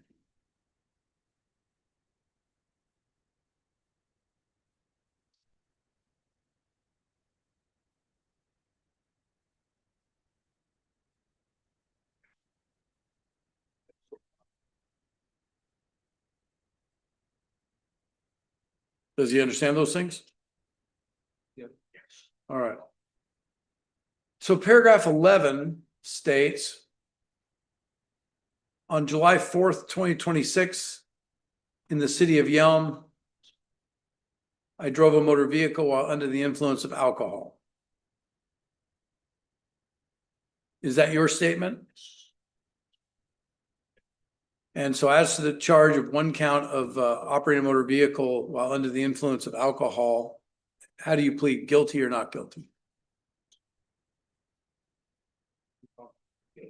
Okay. Find your plea is made knowingly and voluntarily, and no one's made threats or promises of any kind to get the defendant to plead guilty. Are we sentencing today, Mr.? We are. Okay, Mr. Ratfield, I hear from the city first. Okay, is the city going to take any action on a violation on the okay. Mr. Haverco, anything you'd like me to? Nothing to add other than I was just gonna ask the court and ask the city if they'd be willing to not take action on the compliance matter, which they're willing to do that. So he just, needs to understand that, this is a second alcohol related arrest. And so the court is going to take it more seriously if there's a failure to, comply in the future with the court's orders. Okay, and Mr. Morello Silas, is there anything you'd like me to consider before sentencing?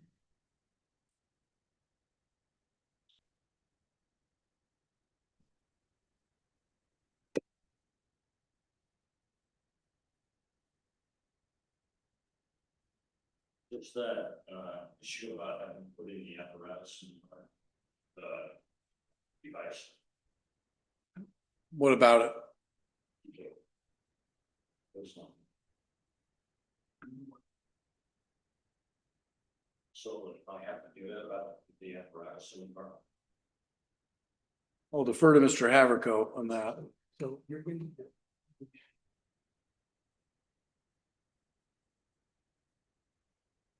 Oh, sorry. Order.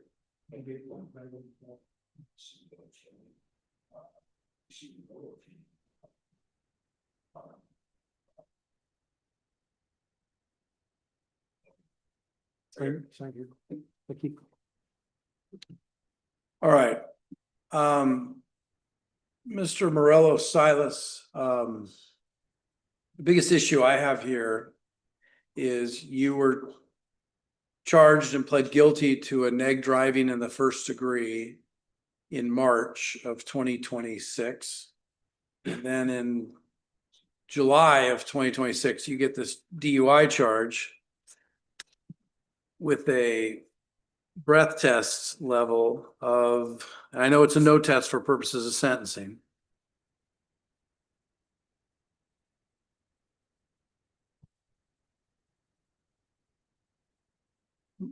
PBT was a 104. The breath test readings were 0.18.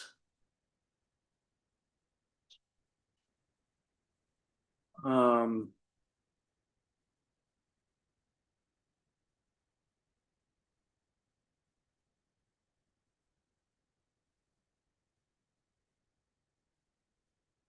It was kind of around a 0.11-ish in his first case, in the Right. neg case.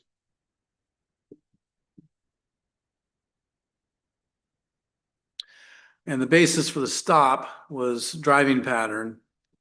And when the stop was initiated, Mr. Morales Silas eventually stopped after jumping the curb and driving on the sidewalk for approximately 100 feet.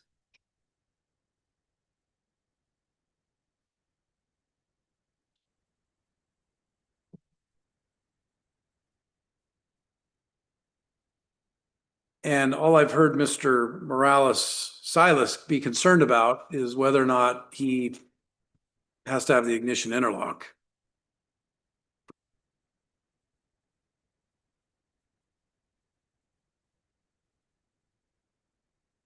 Is Mr. Morales Silas working right now?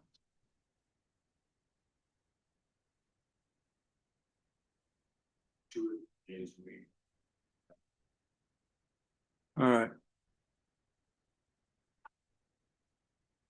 Mr. Morelos Silas, I'm going to give you, I'm not going to follow the recommendation in its entirety in this case. I'm going to impose, I think you have 1 day credit. He was in jail 1 day. Yeah. Okay. Oh, all right.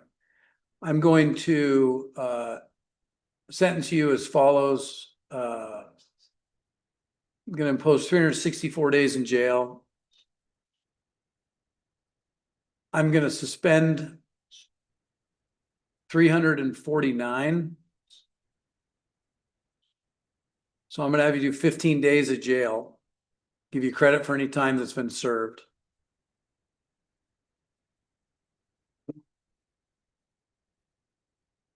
I'm going to impose a $5,000 fine. I'm going to suspend $4,000. Yeah, the fine judge is $990.50. I'm just going to make it easy. I'm going to make it an even thousand. So I'm going to suspend $4,000 of the $5,000 fine. Jurisdiction is going to be for 60 months.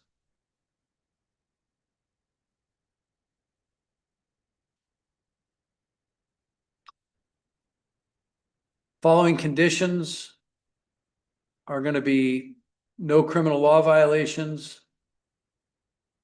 You're not to drive without valid license and liability proof of insurance. You'd have no alcohol-related infractions. You're not to be in physical control of a motor vehicle with any alcohol concentration above 0.08 or a THC level above 5 nanograms per milliliter. You're not to refuse to submit to a breath test or blood test upon request of law enforcement, probation, or any treatment provider. You're to comply with all Department of Licensing rules and requirements. Has Mr. Morales Silas obtained an alcohol evaluation yet?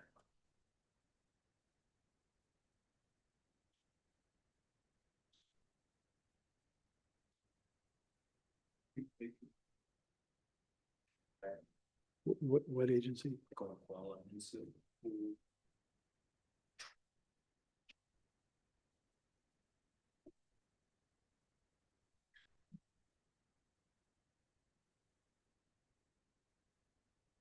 Conseco? Okay. Yeah, he says he had one done by Conseco. Oh, okay. Just need to make sure it was done after the DUI. Right, okay.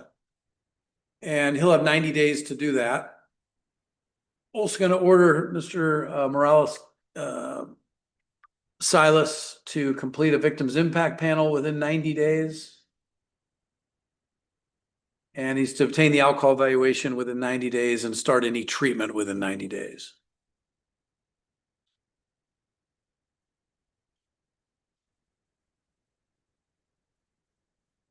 Now on the 14, I think he owes 14 days. I'm willing to give him 30 days to start that. How does that work with our jail? Yeah. The order. Okay. But I want to call them first to see their. So I'm gonna give him 30 days to start the 14 days jail that he owes.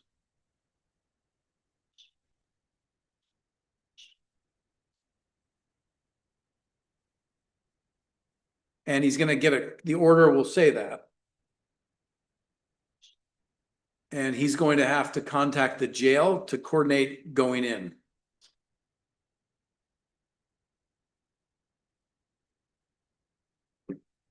Does he understand those?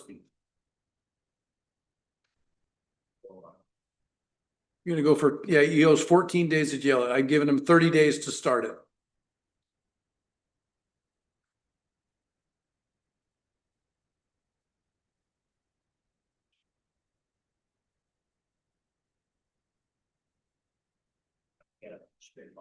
No. Does he understand that? All right, Mr. Morello Silas, I want to make sure you understand that if you violate the conditions of this now DUI and the tracking neg driving first degree, that I have upwards of a year's worth of jail time that I could sentence you to.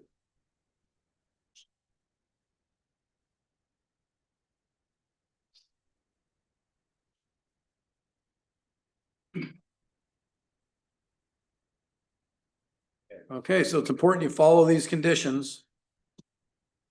And if you have any questions, you contact Mr. Haverco.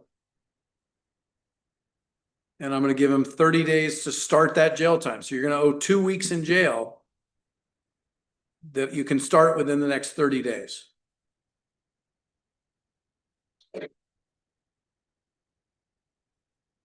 And can you put on for review in 30 days just to make sure he started the jail time? And we'll release the bail. Okay, the bail will be released.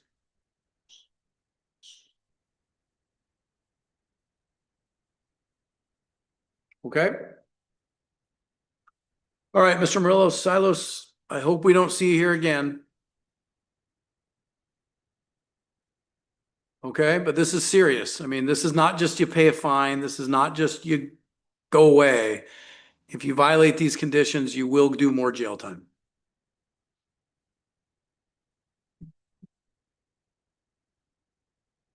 Okay, all right. I'll sign this order. He'll be able to get a copy at the window.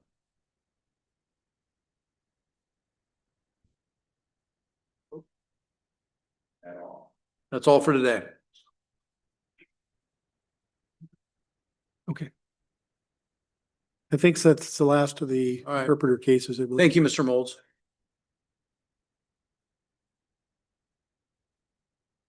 Is there Jeffrey Backman here?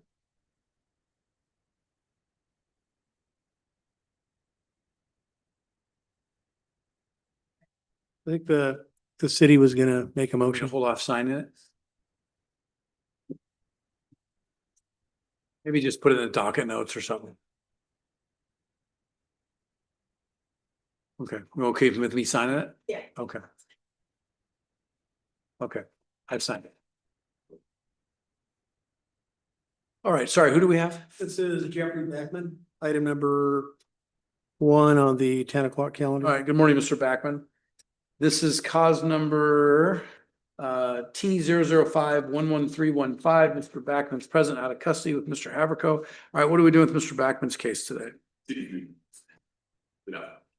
Okay, all right, Mr. Backman, I will pull up an order here.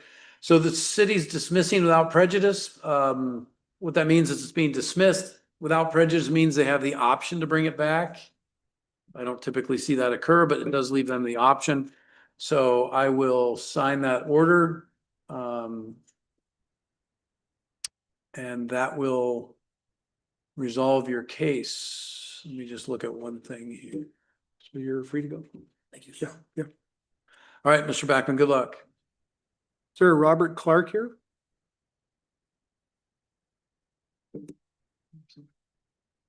Robert, now the issue is you just signed a stipulated order of continuance back in more than a year and a half ago, and you haven't done any.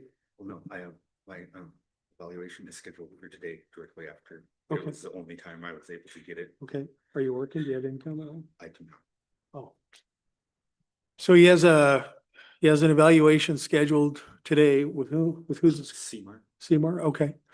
So, you know, there's a bunch of stuff he hasn't done. It looks Yep. like the SOC was entered back on January 2nd, 2025. So he's got kind of lack of employment and transportation issues. Any chance you can get work? Get some income going? Or? I'm trying. I don't have a vehicle where they can, and I live way uptown. And that's why. So, Mr. Clark, I'm just looking, you don't have any new law violations, so that's fantastic. The thing you need to just, again, this is a contract between you and the city. And right now, you're in breach of that contract, so you need to stay in good graces of the city. Listen to Mr. Haverco. It sounds like it's some economic issues, but some of these things, the city's not gonna probably bend on.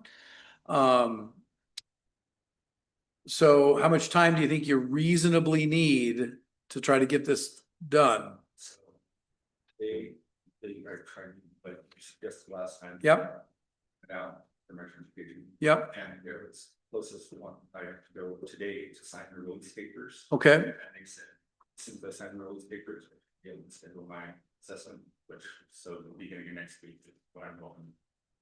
All right, based on the fact that Mr. Clark is making progress, why don't we kick this out 90 days for review? And he's at no new law violations that I can see. Okay.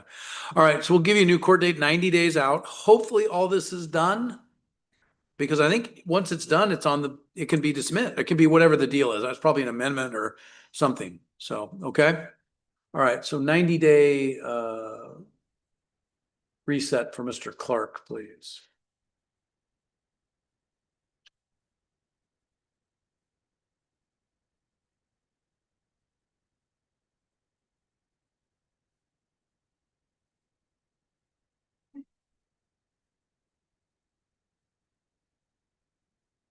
Next court date is going to be November 19th at 8:15 a.m. Okay? All right, we'll get a copy at the window. We'll see you then. Thank you. It's working. Oh, yeah, it's good. Okay, there you go. Is Joseph Frost here? Morning, Mr. Frost. Cause number T 00497904. Mr. Frost is present, out of custody. What do we do with Mr. Frost's case today? He's got a pending felony matter, and so we're wanting to continue this matter and kind of have it track behind that. Go inside here. Okay. And do you have any idea when your next court date is in your felony case? Next Wednesday.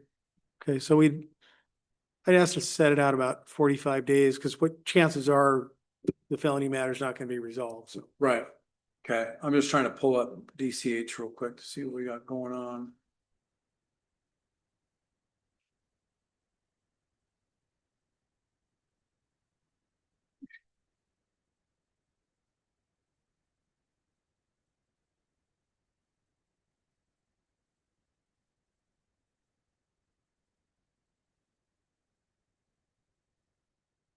All right, any objection from the city?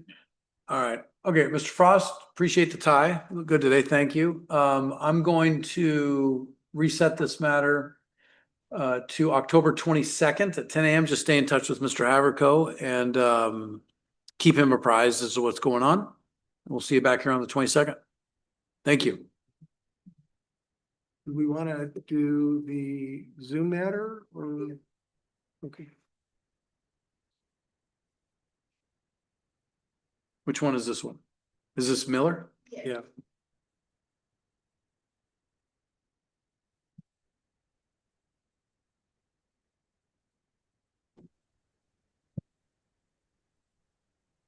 Can you hear me?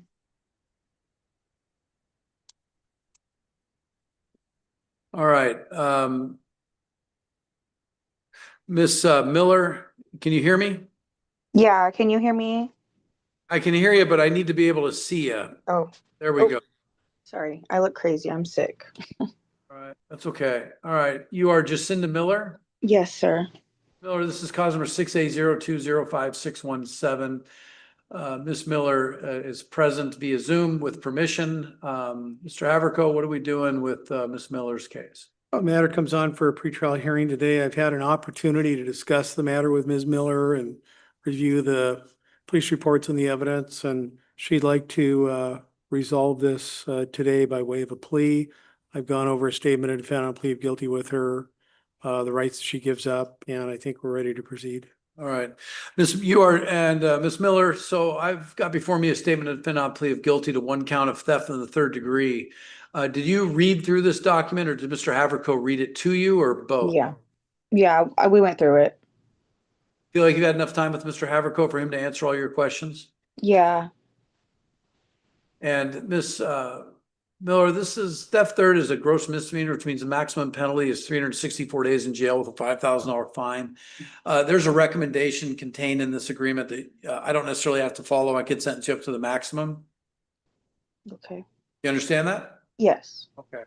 And paragraph 5 contains a number of constitutional rights that you're giving up by pleading guilty. Do you understand those rights? Yes. And do you understand you're giving them up by pleading guilty? Yes, sir. And Mr. Haverko, discuss any potential immigration concerns? We did. Thank you. Ms. Miller, paragraph 11 states, on May 13th, 2026, in the city of Yelm, I stole merchandise from Walmart valued at approximately $100. Merchandise was recovered by Walmart's asset protection staff. Is that your statement? Yes, sir. So as to the charge of theft in the third degree, how do you plead, guilty or not guilty? Guilty. Find your plea made knowingly and voluntarily, no one's made any threats or promises of any kind cause you to enter the plea. I'll sign this order. I'll hear from the city as it relates to sentencing. Mr. Haverko? Nothing yet, Your Honor. Ms. Miller, anything you'd like to say before sentencing? No, thank you.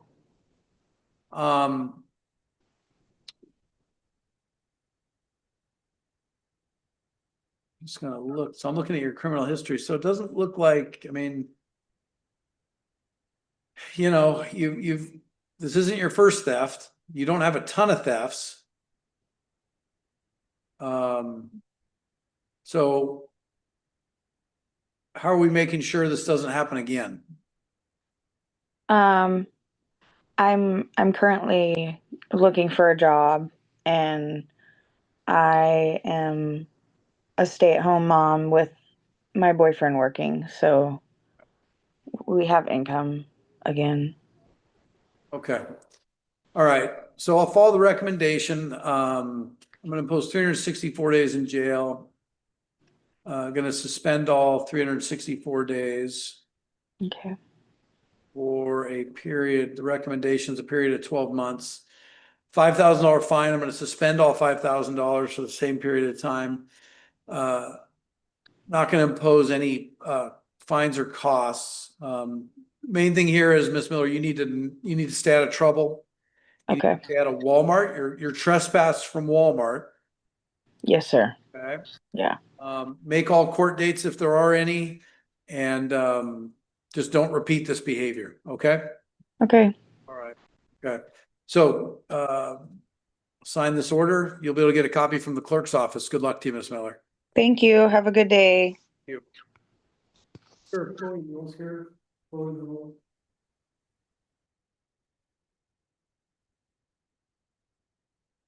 No Chloe Mills. No, Chloe Mills. Yes, she was, we had the arraignment in custody, and she was supposed to, Your Honor released her. She was supposed to leave me a number, and Never did. no, never.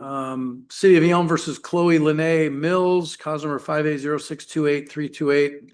Ms. Mills was ordered here at 10 a.m. No response. $1,500 cash or bond warrant. Yeah. All right. Is there a Jenny Minzy here? Jenny Minzy?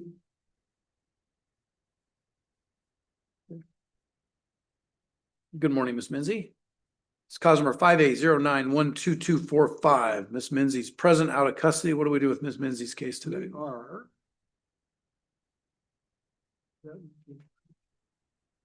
Just give me one moment, Your Honor.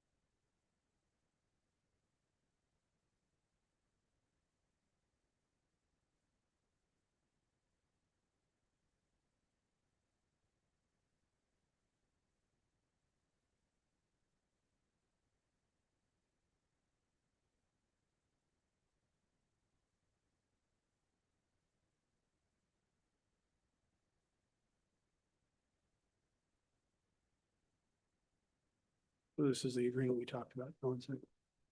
She's now signing a stipulated order of continuance.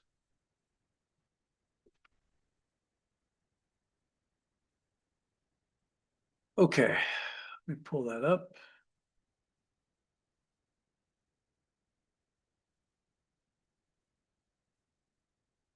All right, Ms. Minzy, I have a stipulated order of continuance that's been uploaded into O courts. Did you have a chance to read through this with Mr. Haverco in detail? Yeah. Okay. You feel like you understand what this is? Okay. So I'm gonna ask you some questions about it. I think you've been sitting here. We went over one of these, another one of these. So this is a contract between you and the city. And that contract says you're going to maintain law-abiding behavior, in this case, pay $250 probation fee or monitoring fee. Make all your court hearings. If you do those things and again, have no criminal law violations, the next 12 months, this matter comes up. If everything's done, you don't have to come back. It comes up for review in 12 months and gets dismissed. Okay? You understand that? And if you violate, what happens is you're brought back. You waived your right to a jury trial. You waived your right to call witnesses. You're stipulating the police reports are sufficient to find you guilty if this gets reviewed, and you'll likely be found guilty. Do you understand that? I'm gonna have to ask yes or no. Just okay, that's all right.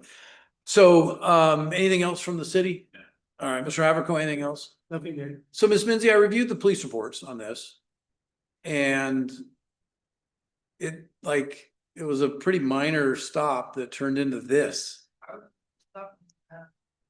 They down, I haven't seen the. It is what it is. I get it. Yeah, I do, but Because I think this is the day in my life, I've never harassed anybody, I've never encouraged them, I've never. well, I know that's why I'm confused. Yeah, and I'll what's that? Yeah, I get it. But again, when I did look at your history and you don't have any similar things, because I have people who come in here who have 5 of these, right? Yeah, okay. Well, I think you'll be fine. Okay? I think you'll successfully complete this. I think you'll come back and eat. Yeah, so, okay. All right, you're gonna get a copy of this, follow the conditions, and good luck to you, okay? All right. I get that, up there. Yes, ma'am. Okay. Next matter is Melanie Morales.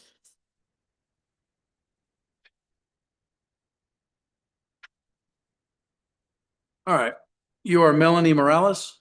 Good morning. This is cause number T00494161. Ms. Morales is present. What are we doing with Ms. Morales's case? He is outside.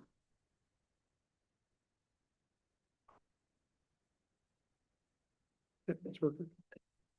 He has just signed a stipulated order of continuance, same as the last case. All right. So Ms. Morales, you heard me go over these stipulated. I've done a few of them now. You understand the contractual nature of this? And you understand what happens if you're successful? These charges would get dismissed, I think. Is that correct? Is that the end game? Yes, sir. And if you violate, you're brought back in, and then your guilt or innocence is based on the reading of the police reports. Okay, and I look at you, you don't have any criminal history. So we think we can avoid this circumstance again? I think we can. Okay. So Ms. Morales, conditions are going to be law-abiding behavior. Obviously, that includes no criminal law violations. It'll be for 12 months. You're going to pay a $250 probation fee to the window and stay out of trouble. And if that's the case, then 12 months from now, it'll come back and we'll dismiss it. Okay. If you have any questions, you can certainly ask Mr. Haverco. Otherwise, that'll be it. I've signed the order. You can grab a copy at the window. Thank you. Is there a Blaine Purius here? Okay.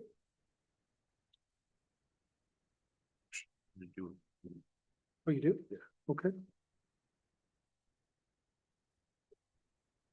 You are Blaine Tanner Purius? Yes, sir. All right, this is cause number T00586251. Mr. Purius, am I pronouncing that correctly, Purius? Yeah. All right.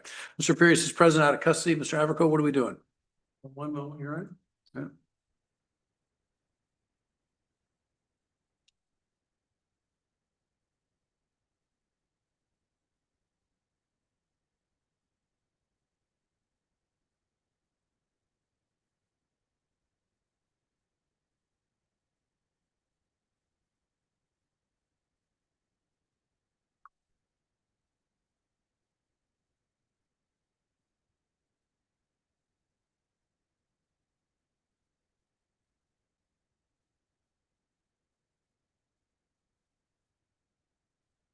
Oh,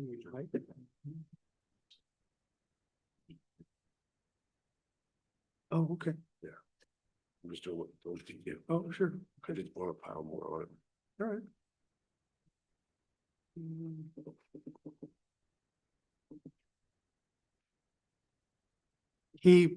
I thought we were gonna have a disposition today. He wants to reset it because he has private counsel on some other matters, so he may wind up, I guess, hiring his private counsel from his other matters on this matter. So Okay, we're gonna be submitting a speedy trial waiver. okay.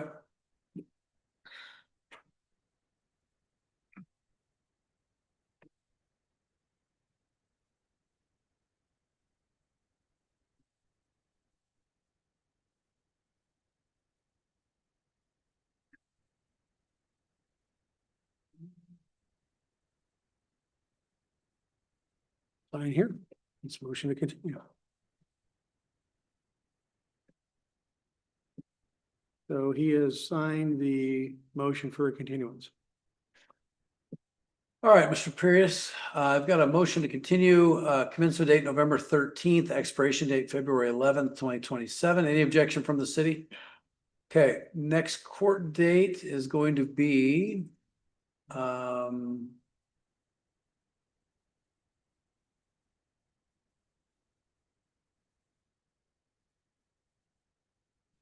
do you want September 24th? Mr. Haverco? That's fine. I don't know. Mr. Haverco, next court date's gonna be September 24th, or do you want an October date? Or is it pretty likely you're gonna hire the guy? Most likely, yeah. It probably doesn't really matter because he's probably gonna have private counsel, so. Do September 24th. Sure. Okay. What time?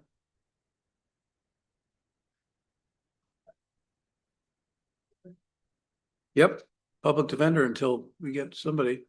I mean, can you now afford private counsel? Well, he's basically already hired.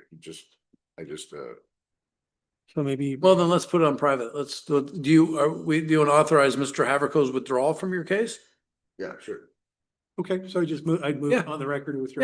Yeah, all right. On the record, withdraw. Mr. Haverco is withdrawing based on Mr. Perius's indication that he's obtained private counsel. Okay. And who is that private counsel? Scott McGinty. Okay. This court date, next court date will be September 24th at 10 a.m. Just get Mr. McGinty a copy of this and we'll put it on a retained attorney calendar and we'll go from there. So just have Mr. McGinty get a hold of the prosecutor. All right, thank you, John. Thank you. I'll sign this order and you can grab it a copy at the window. All right, thank you. Good luck to you. Good evening. You too. Is there a survey sock here?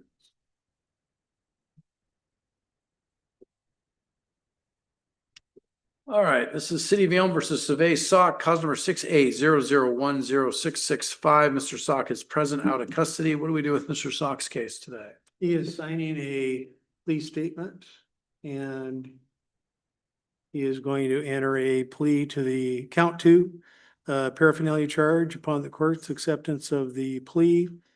The city's gonna move to dismiss count 1. And then we wanted to address the issue of costs when we're at the sentencing stage. Okay.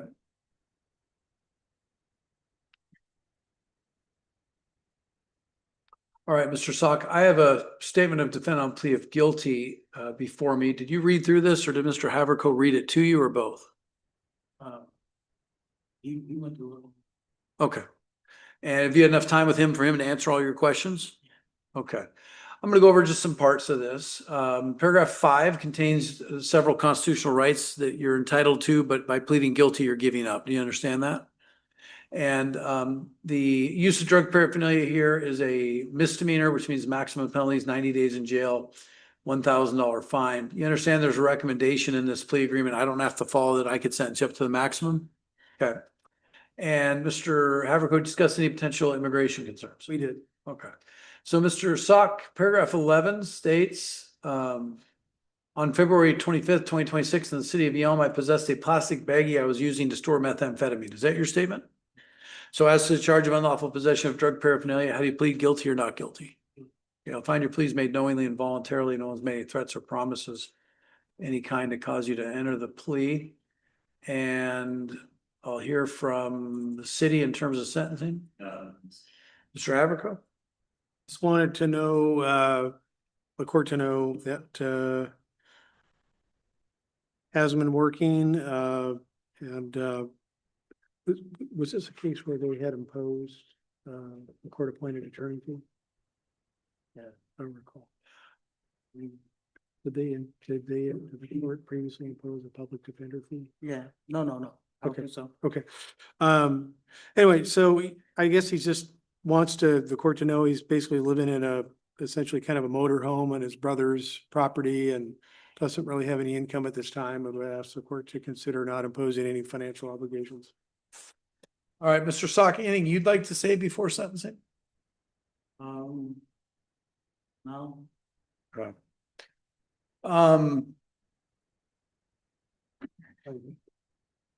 First off, what I'll do is cause number 6A00106665 on the city's motion will dismiss the controlled substance knowing possession charge. As to the use of drug paraphernalia, I'm going to impose 90 days in jail. I'm going to suspend all 90 days. I'm going to impose a $1,000 fine, but I'm going to suspend all $1,000. Going to keep jurisdiction for 12 months. Mr.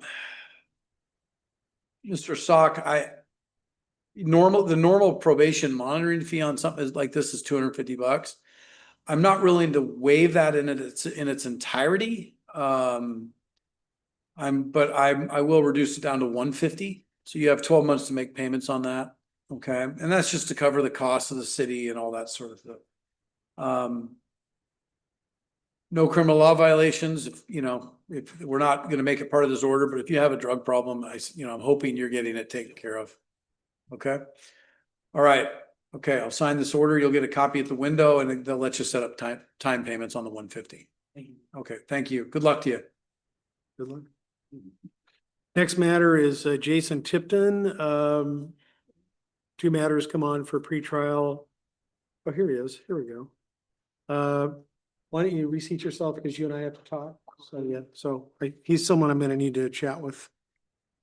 And let's see, do we have a Christopher Terrell? Okay, just remain seated. We haven't spoken yet. Okay, so. And then, see, do we have Kalen Flagg here? It's 11:03, so I don't know if it's too early to call the 11. You want to take a little break? And because I think we might have a couple, we have a couple things we can take. That's true. I was just to see here if I. And we have nobody online, right? Okay. Yeah, does Ms. Bowden have some stuff to do? I think we have Ms. Bowden's matter and I think we might have a pro se matter. Is that right? Yeah. Okay. Yeah. Why don't you take a little bit of time and then we'll pop back on and maybe give you 11:30? Sure. Okay. So like keep you on a tight leash. All right. Ms. Bowden, why don't you come forward? So Ms. Bowden, is this the Farrell matter? It is. All right. So I reviewed the motion to set aside the judgment. And what's the city's position on it? City, Okay. All right. I'm gonna sign the order. I think just out of it makes sense to make sure the gentleman knows what he's doing and what's gonna happen when he does. So I will sign the order. And then do we want to set this on back for pretrial? That's fine. Okay. Mr. Radfield, I'll give you a copy of this to sign. Madam Clerk, what date are we looking at? Okay. Do you want to maybe just send notice to Ms. Bowden? Or do you have time to do it now? Okay. Yeah. Mr. Ratfield, here's this. Do you want to sign this?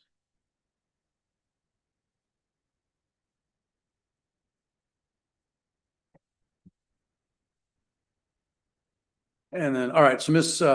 Bowden, we've signed this order. The guilty plea will be withdrawn. We'll get this reset and then we'll have the clerk give us a notice here in just a second, okay? I'll give you that. Thank you. Thanks for your patience.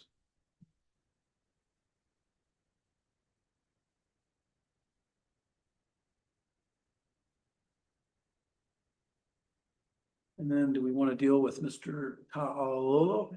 Yes. All right.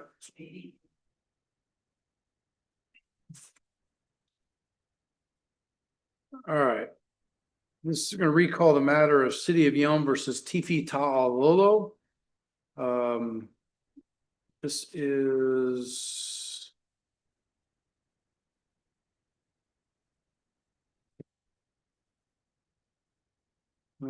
cause number 680101930. Mr. Ta'alolo is present, out of custody. At this point, pro se. Mr. Ratfield, what are we doing with Mr. Ta'alolo's case? Just a resolution, although I would like your honor to inquire further since. Yep. Yeah, but we agreed in terms to an SOC for a period of 6 months.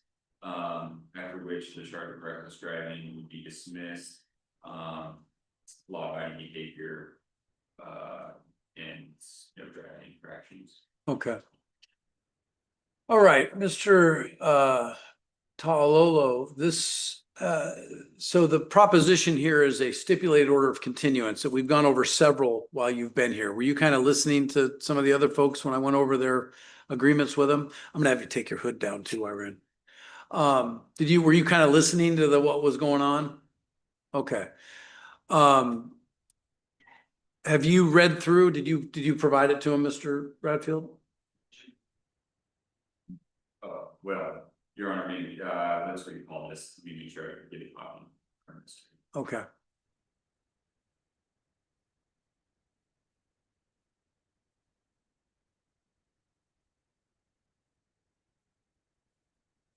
Can you print him a copy out or just, or? Okay.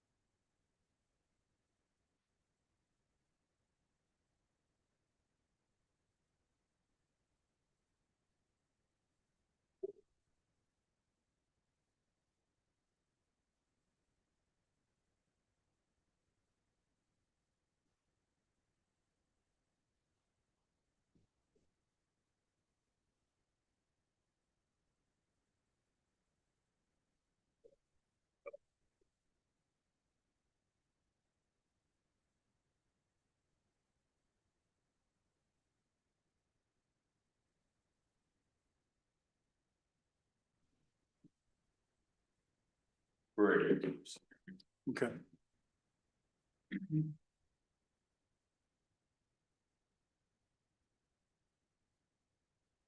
All right, Mr. Ta'alolo, have you had a chance to review the proposed stipulated order of continuance on this case?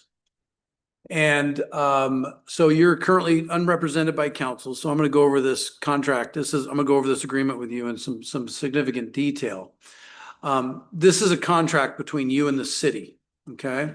And per this contract, you're doing several things. You're going to waive your right to a speedy trial through May 14th of 2027.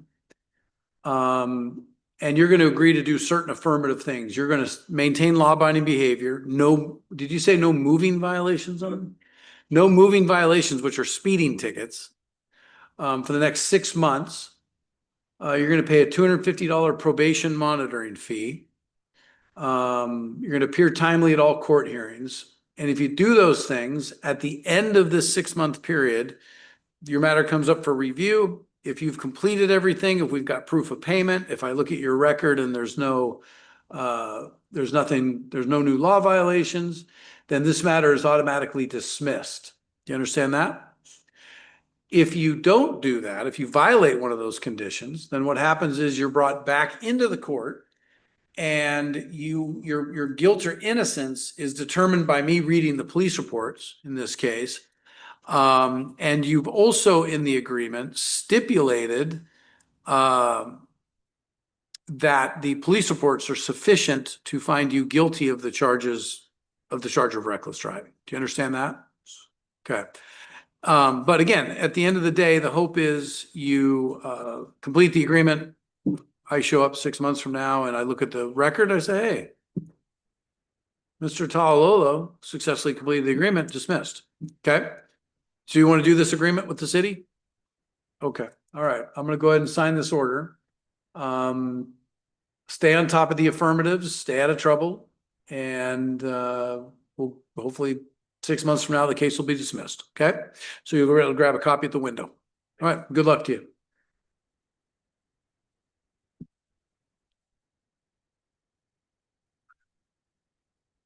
Okay.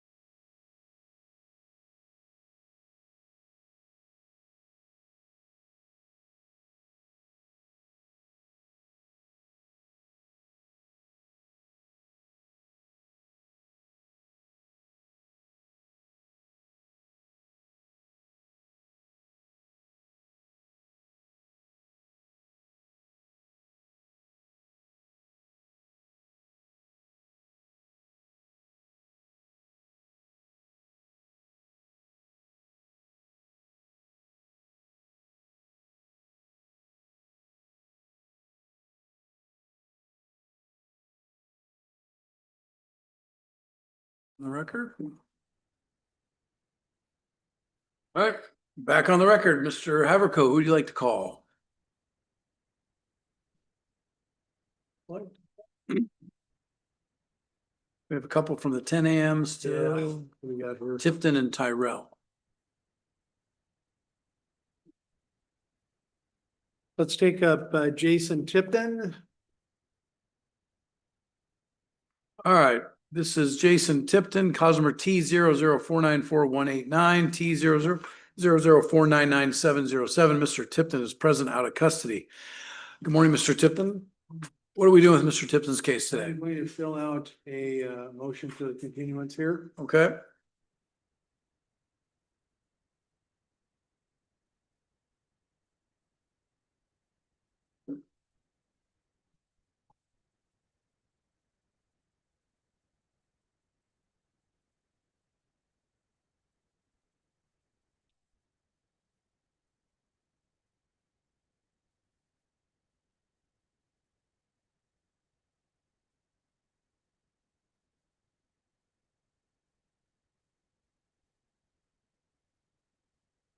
All right, Mr. Tipton, I have a motion to continue your matter. It also contains a speedy trial waiver with a commencement date of November 13th and expiration date of February 11th of 2027. Mr. Haverko is going to fill this form out and go over it with you. Is it your understanding that's what we're doing today, continuing your case? Yeah. May I have him sign the motion now? Go ahead and sign. Okay. We have signed the motion to continue. What's the basis for the request? He'd like to do some legal research, on some legal issues. He's gonna hit the library. All right. So, Mr. Tipton, we're going to reset this. Any objection from the city? No. All right, Mr. Tipton, we're going to reset this matter out to, what's our next court date going to be?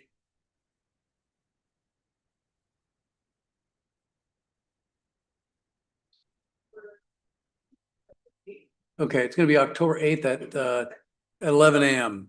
Mr. Tipton, October 8th at 11 a.m.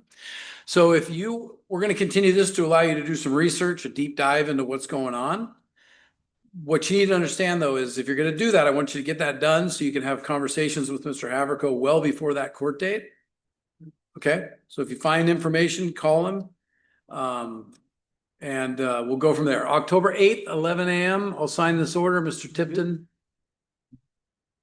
Thank you for your patience today. And you can get a copy of this at the window, okay? All right, good luck to you. Thank you.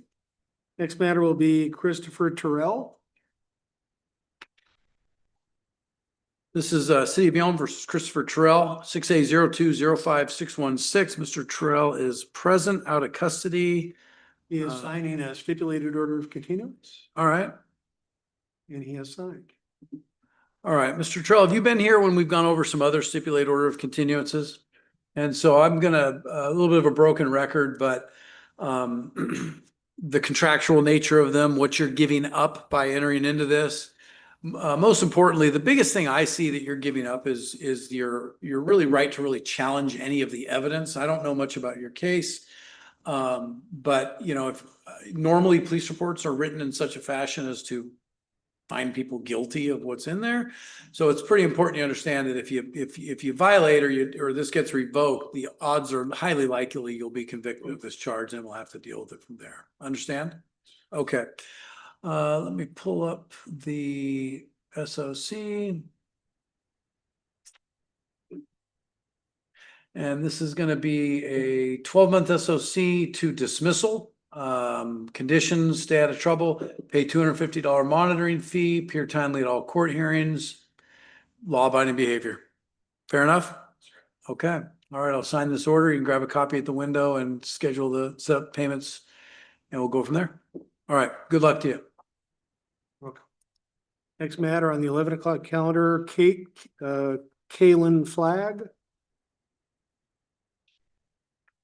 All right, good morning, Ms. Flagg. It's cause number 5A0918-094, 5A0918-096. Ms. Flagg's present out of custody. What are we doing with Ms. Flagg's case? She is going to, she's going to enter a plea to the on the drug matter, which ends in 096, she's gonna enter a guilty plea to the reduced charge of unlawful use of drug paraphernalia. And then as part of the overall agreement, upon the court's acceptance of that plea, the city will move to amend the suspended driving third to a no vol with ID. Okay. Sign.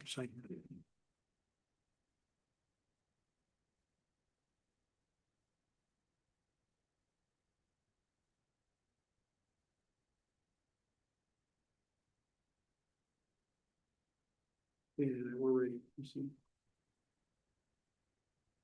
All right. You are Kaylin Flagg. All right, Ms. Flagg. So one thing I'm going to point out, you're not licensed, but you're eligible for reinstatement. Are you aware of that? Yeah. Looks like you owe a reissue fee of, yeah, there needs to be a payment plan. Looks like maybe you got an accident or something at some point. Yeah, okay. All right. Did you read through this plea of guilty with Mr. Haverco, or did he read it to you, or both? Okay. Feel like you've had enough time with him to answer all the questions? Okay. Paragraph 5 of this document contains a number of constitutional rights. You understand you're giving up those rights by pleading guilty. And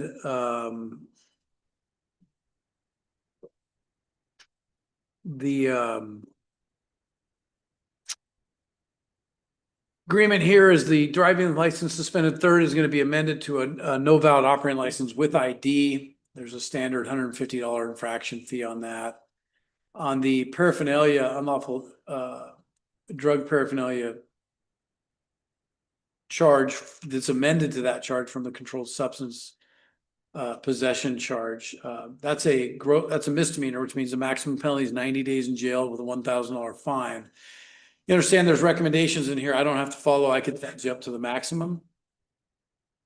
Paragraph 11 states, on November 26, 2025, in the city of Yelm, I knowingly and unlawfully possessed a baggie I was using to store methamphetamine, which is a controlled substance. Is that your statement?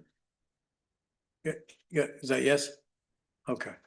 Fine. And as to the charge of unlawful possession of drug paraphernalia, how do you plead guilty or not guilty?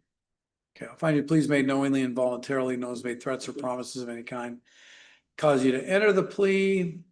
And I'll accept the amendment from the city on the driving with license suspended third. Anything else from the city in terms of sentencing? Mr. Haverco, any sentencing issues? Yeah, I just wanted to ask the court to consider waiving the $250 probation fee because, do you have any income right now? And how do you support yourself? Barely skating by right now. You live with like a boyfriend or your parents? I live She lives with her parents, not working. It's hard for her to work because she can't drive. And so this really has no income. So to the extent the court could maybe be lenient on the probation part of the fee, aside from the infraction matter. Okay. Anything you'd like to say before sentencing? No? All right.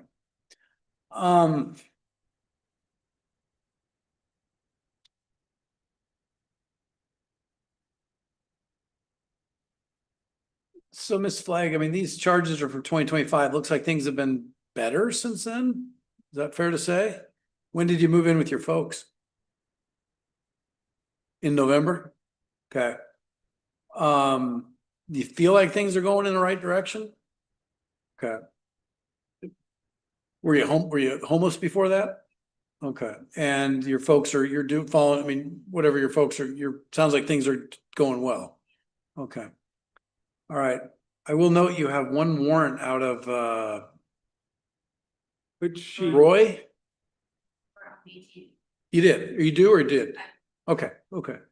All right. All right. Ms. Flagg, based on the fact that it looks like you're kind of getting stuff squared away, doesn't look kind of like you are. It looks like you are. So that's fantastic. I will go ahead and waive the $250 costs. There's not gonna be any additional costs. Main thing is just for you to law-abiding behavior. On the infraction, I don't think I can waive all of it, can I? I thought I could go down to like a limit. I can go down to $100 on the infraction. Okay, so I'll do that. And just so you know, the city gets none of that money. 90% of that goes to the state. So, law-abiding behavior, sounds like you're doing great. Just keep at it. Okay, all right. We'll go ahead and sign this judgment and sentence. And we'll let you get out of here.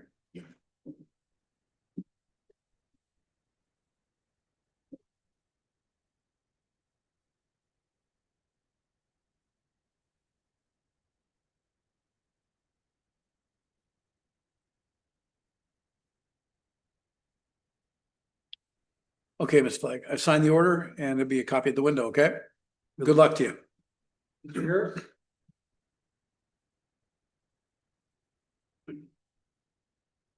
All right, good morning, Mr. Harris. Cause number 6A0041283, Draylon Harris, present out of custody. What are we doing with Mr. Harris's case today? He just signed a statement of defense on plea of guilty. We're ready to proceed on a plea. Okay. All right. All right, Mr. Harris, I have a statement of defense on plea of guilty. It looks like the one count of theft in the third degree. Did you have enough time to read through this document with Mr. Haverco? And did he answer all your questions? Okay. Theft third degree is a gross misdemeanor, means maximum penalties 364 days in jail with a $5,000 fine. There's recommendations contained in this agreement that I don't have to follow. Could sentence you up to the maximum. All right. Paragraph 5 contains your constitutional rights that you understand you have those rights, but you also understand you're giving up those rights if I accept your plea of guilty. Okay. Did you discuss potential immigration conditions? We did, Your Honor. Thank you. Mr. Harris, paragraph 11 states, on February 20th, 2026 in the city of Yelm, I stole merchandise from Walmart valued at approximately $150. The merchandise was recovered. Is that your statement? So as to the charge of theft third degree, alleged to have occurred per the plea agreement or per the statement of plea of guilty, how do you plead guilty or not guilty? Okay, I'll find your plea is made knowingly and voluntarily. No one's made threats or promises of any kind to get you to enter the plea. And I will sign this plea agreement. Anything additional from the city for sentencing? Mr. Haverco? Nothing, Your Honor. Okay. Mr. Harris, anything you'd like me to consider before sentencing? Okay, when I look at your record, how many thefts am I going to see? Okay.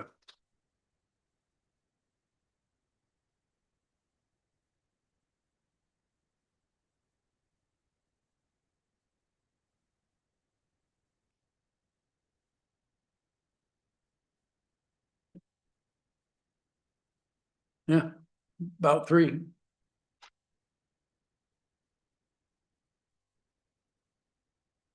All right. You live in Yelm, this area still? No. Okay. Where you living? Okay. All right. You have warrants out of DTAC, King County, couple out of King County. So probably want to get those squared away. All right. Okay. I'm going to follow the recommendation. I'm going to impose 364 days in jail. Going to suspend all 364 for a period of 12 months. I'm going to impose $5,000 fine, suspend all $5,000 again for a period of 12 months. Going to impose $250 probation monitoring fee. Conditions are going to be appear timely at all court hearings, have no criminal law violations. You're also obviously trespassed from Walmart. So other than that, stay out of trouble. And we'll let you get a copy of that set of payments at the window, okay? All right. Say again? Of course. You said, oh, that's bad. No, it's suspended. And so what that means is if you come back and you're got caught stealing again, I can sentence you up to the maximum if I wanted to. All right. All right. Good luck to you.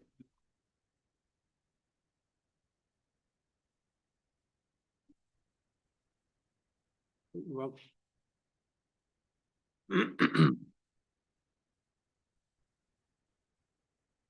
Next matter is gonna be Kelly Hill.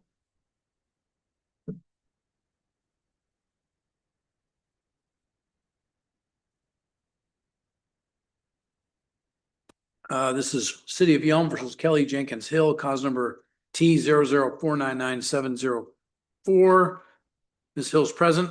What are we doing with Ms. Hill's He case? is signing a stipulated order of continuance.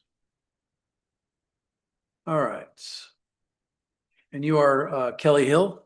All right, Ms. Hill. Have before me a statement, a stipulated order of continuance. Did you have enough time to read through this with Mr. Haverco? Did you read through this document with Mr. Haverco? We're doing that agreement. we talked about. Okay. She needed to tell him the Yes, understanding. sir, yes, sir, I understand. So you read the document that you've signed. Okay. And you understand the contractual nature of it? Have you been listening when I went over a couple other these things with folks here? Okay. And do you understand the benefits of this agreement? If you're successful, the charge is dismissed. If you're unsuccessful, you're brought back in and myself or whoever's sitting here simply reads the police reports and we go from there. Okay. Mr. Haverco, you feel Ms. Hill understands the nature of this agreement and the conditions? I do. We went over it. It's a contract, give up your right to trial, but without pleading guilty. The matter set over for a year on the condition, no new criminal law violations, pay a $250 probation fee, at the end of which time the matter would be dismissed. Okay. Ms. Hill, do you have any questions before we finalize this? Okay. And obviously it's not part of the agreement, but you're trespassed from Walmart regardless of what we say, because they're a private company and they can trespass you if they so choose, okay? And so, all right, I will sign this order. Law-abiding behavior, no criminal law violations, pay $250 to the registry of the court. And hopefully 12 months comes around, and at that point, if you're in full compliance, we can dismiss. All right. All right, Ms. Hill, I've signed this order. You can grab a copy at the window. Thank you.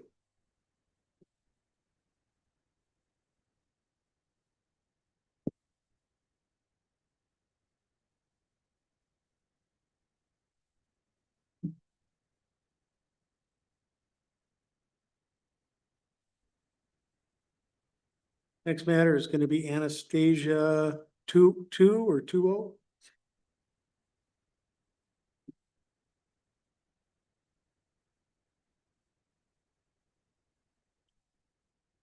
Anastasia? Two All right, Ms. Toe. Cause number 6A02326637. Ms. Toe's present, out of custody with counsel. What are we doing with Ms. Toe's case He today? has just signed a stipulated order of continuance. Okay. All right, Ms. Toe. Again, just went over this with the previous individual. Did you have a chance to read through this agreement with Mr. Haverco? Feel like he answered all your questions? And this is a agreement that will hopefully result in dismissal. And it's a period of 12 months. You're giving up your various constitutional rights in exchange for the city allowing you to do this. You're going to pay a $250 monitoring fee. And again, I think this is another Walmart case. Is that correct? Okay. You're prohibited from going to Walmart. Again, that's not related to this agreement. That's related to the relationship with Walmart. But if you do go back to Walmart, you understand that if you're charged with trespassing, that would be a criminal offense, which would then be a violation of this. I don't see anything else on your record. Seems like this is hopefully a one-off. So, anything else from the city? Anything else from Mr. Haverco? Nothing to add, Your Honor. Ms. Toe, anything you'd like to say?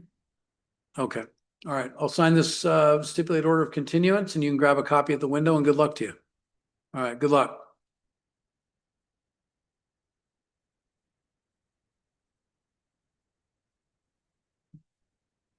Next matters are going to be Alexander Vutos. All right. Good afternoon, Mr. Vutos. You're here on a couple. You have a compliance. You're on for a pretrial, which is 5A0069918. for a DUI, and then we have a compliance on a diversion under 3A07748878. And we have a pretrial 5A0069937, driving the suspended license in the second degree. What are we doing with Mr. Vruchos's case today? Cases.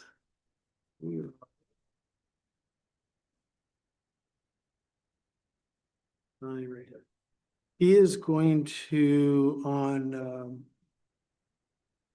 on the pretrial ending in 918 DUI suspended third, he's going to plead to the amended charge of negligent driving first degree. He's going to plead to count 2, suspended driving third degree. And on the pretrial case number 10, ending in 937, suspended driving second degree, he's going to enter a straight plea to the amended charge of suspended driving third degree. So essentially 1 neg 1 and 2 suspended thirds. Okay. And then what about on the compliance? What about the diversion? That's a little bit up to the city, whether or not they're going to give him a little more time to comply. Okay. I'm scheduled to start treatment. Okay.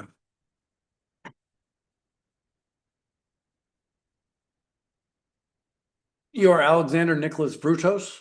Yes. All right, Mr. Vruchos, I'm gonna open up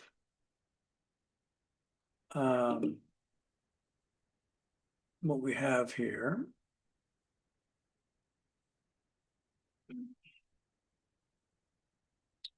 I have a statement of defendant on plea of guilty for 5A0069918. The charge is DUI. That charge is going to be amended to neg driving first degree. Can I ask for the basis for the amendment? Your Honor, Mr. Boutros has appeared timely for quite a while, has had no new violations, and is going to be beginning treatment shortly, and do you want to reward that with the amendment? Okay.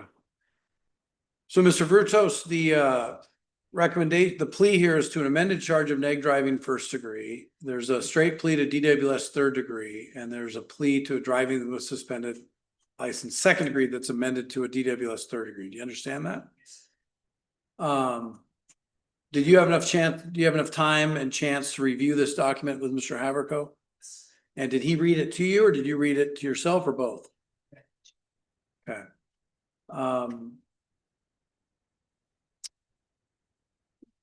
You understand paragraph 5 of this document contains a number of constitutional rights that you're giving up by pleading guilty. And these are all misdemeanors, which means the maximum penalty on each is 90 days in jail with a $1,000 fine. You understand there's a recommendations contained in here that I don't necessarily have to follow. I could sentence you up to the maximum on each charge. Okay. Mr. Haverko, did you discuss potential immigration? We did. Okay. So, Mr. Vruchos, I'm going to read the statement of defendant on plea of guilty here. Paragraph 11 states the following occurred in the city of Yelm. On January 1st, 2025, I drove a motor vehicle in a negligent manner, causing risk of injury to persons or property, and while exhibiting the effects of having consumed alcohol, and also while my license was suspended to drive on February 11th, 2025, I drove a motor vehicle with while my license was suspended. Again on, well, wait a second. February 11th was one of them. On January 1st, you drove under or in a negligent manner while exhibiting the effects of having consumed alcohol, and also while your license was suspended. And then on February 11th, you also drove when your license was suspended. As to the charge of negligent driving in the first degree alleged to have occurred on January 1st of 2025, how do you plead guilty or not guilty? And as to the charge of driving with a suspended license on that same date, the third degree on January 1st, 2025, how do you plead guilty or not guilty? And then lastly, on February 11th, as to the charge of driving while your license is suspended in the third degree on February 11th of 2025, how do you plead guilty or not guilty? Okay, I'll find your pleas to each charge are made knowingly and voluntarily. No one's made threats or promises to cause you to enter the plea.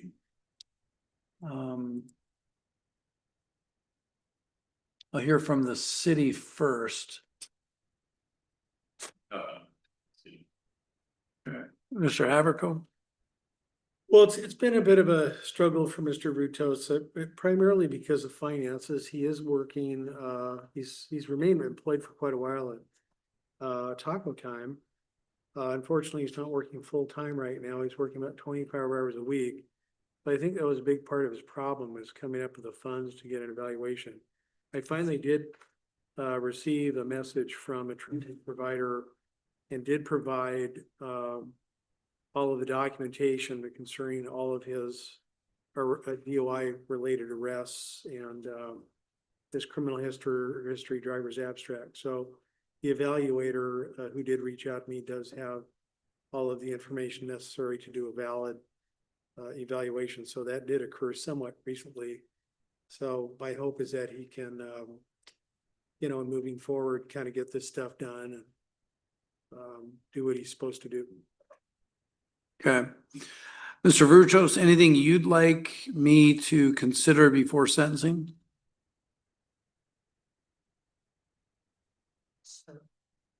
Starting treatment on Monday, and I'm trying to get this back to school this September. Okay. Which I've all enrolled and hopefully fast and comfortable will help me get there. Okay. So I'm looking at your, obviously your record. The DUI from January 1st was a breath test of a 2019. That's the one. No, that was from 2023. You had an evaluation completed back in November of 2024 that recommended, looks like recommended some treatment. Did you ever do that treatment?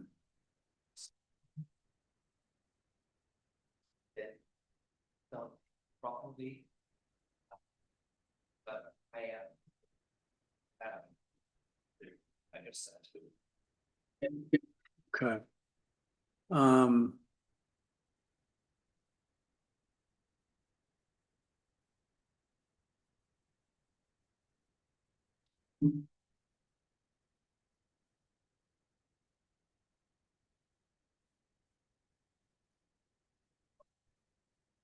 So, Mr. Virchos, I'm going to be honest with you. I don't know what Mr. Haverco did, but I am kind of blown away by this resolution. I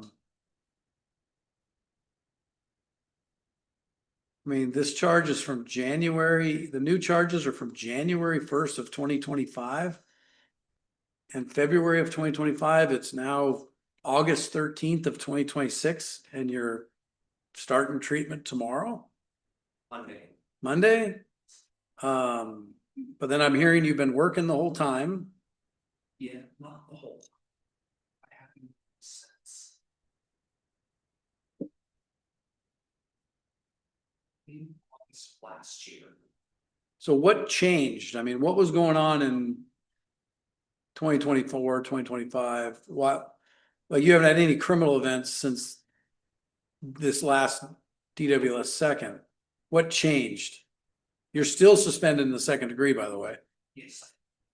I'm not driving. Okay.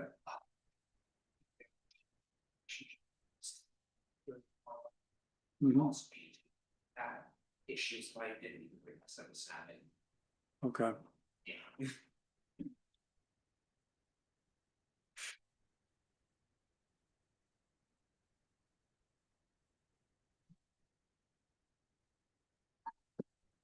Do you have any credit for jail time in these cases? I saw you posted bail. Do you have any credit for any jail time on this?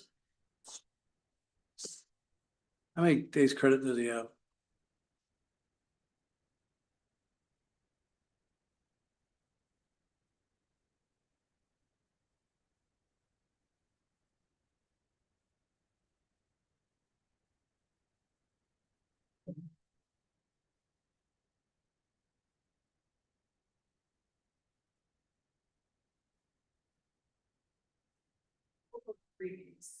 Okay. That's what you were.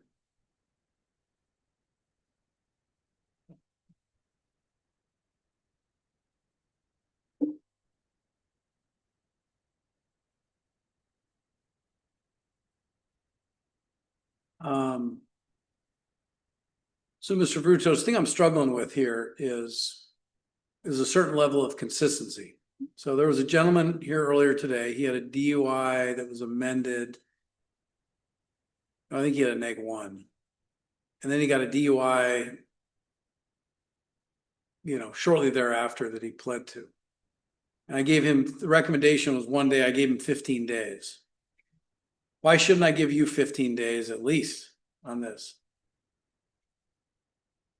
I mean, I think it's fantastic that time's passed, and I think it's fantastic that that you seem to be getting things figured out. Are you working full time now? You're still what? Stop working? Stuck working part-time. Would likely cause me to lose the job. And so don't know if I will be able to stay here if I can't. That's Yeah. the only. Well, I'm not gonna really consider, I mean, the cat issue, I'm assuming somebody could take care of your cat. I'm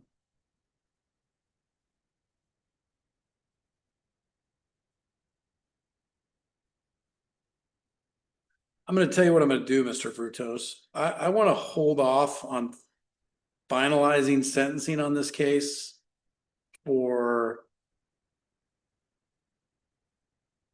60 days. Because I think you need to be in treatment. I'm assuming you're doing a fair amount, probably doing 6 months to a year's worth of treatment, right? 2 years, okay. So what I want to do is I don't want to finalize sentencing right now. I want to set this out 60 days. And I'm going to give you, I want to see what treatment you're in. I want treatment reports. I want all that stuff because I don't believe you, kind of. I'm usually somebody comes in with this kind of deal and they've been in treatment for 6 months and they're, doing what they need to do and they're not starting treatment Monday and all that stuff. I don't believe you. And I want to see you start treatment Monday. I want to see the treatment reports. You're looking at a year's worth of treatment. And I want to revisit this in 60 days and see how you're doing. And if you're doing well, and I'd like to see you relicensed, probably at least with ignition interlock license from Department of Licensing. Because one thing that's holding you back from working is probably not being able to drive. So I'd like to see those things sort of worked on and see where you are in 60 days, and then we can deal with the sentencing. Does that make sense? And I'm not scaring you, I'm not threatening you. I just want to see what you're gonna do. Okay. All right. So we won't finalize sentencing. Plea is done. We'll set off sentencing 60 days, please. And okay. And then I'm also gonna say this is you've got this stipulated order of continuance that's hanging over your head, which is still a DUI at this point. And if there's a compliance issue 60 days from today, I'm gonna just recommend that the city strongly reconsider its position on not taking any action on that.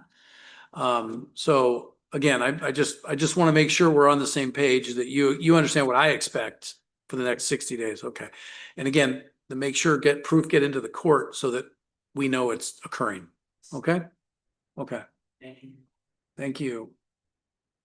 And did we get it? What date? October 22nd at 11 a.m. All right. We'll see you back here on October 22nd. What?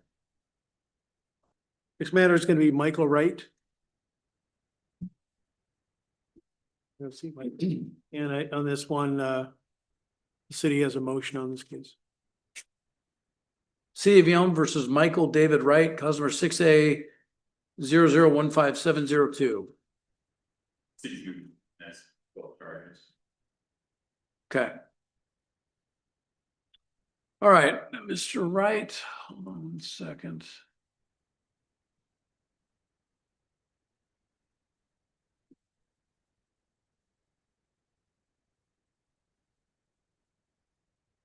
Mr. Wright, do you know you have a warrant out of Thurston County? There should be a warrant. I don't know warrants. Might have got them all squished, but except for one out of Thurston County.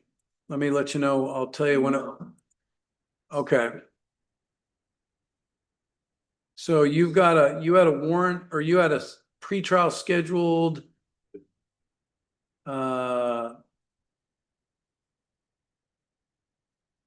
July 16th was of 2025 was your last, was a court date. This is an old case. Yeah, I know. There's There was a compliance hearing held on April 30th of 2026. And it looks like, according to Thurston County, notice was sent and you failed to appear. So they issued a bench warrant. So you have a bench warrant out of Thurston County. This is the first time I've heard of it, and I've actually come to many offices where are on specific warrants. Yeah. I'm trying to actually make sure that. Yeah, no, I just call them, see what's going on. All right. Okay, so based on the motion of the city, I will sign an order to dismiss the 2 charges against Mr. Wright. All right, Mr. Wright, grab a copy at the window. Good luck to you. That's it for today. Like discovery. I would like all the evidence. You can do a public records request to the city, and if you do a public records request, they'll be able to send you what they can send you under those rules. Okay, yep, good luck to you. Next matter is gonna be Dewey Gaines. It's item number 3 on the 11 o'clock. The clerk's notes say at least previously was eligible for public defender. I think his position now is he's not, you can't afford to hire an attorney. I think that's where we're at. So go ahead and have a seat. So are you working? Do you have income or you're not working at all? No. How do you, We're having a conversation about this, or having a judge. well, me and then the judge. Okay, yeah. I mean, no, I've already since sent down all my businesses. yeah, but you. Oh, yeah. Do you have assets? No, that's not. It's a small problem. Just. The DUI judgment sentence? Yes. 10,000 helpers? Oh. Got it. Be a pretty big problem. It's the other way. How do you support yourself right now? Right now between Wendy and I, I'm sorry. Not letting me You sign. can't. This isn't judge. This is. Okay, because it usually takes maybe $5,000 for an attorney. You can't go with $5,000. No. Says I'm currently viewing it, but it's not giving me the dark box. Down. Okay. All right, He's been in business. He sold off of businesses and sold off property. So he sounds like kind of a self-employed type of individual, doesn't currently have a operating business and says his assets don't amount to much, so he doesn't have any income or there we go. Nope. claims not have any assets to, It's a long detailed story. but okay. it's supposed to be. Is your wife work? No, she's.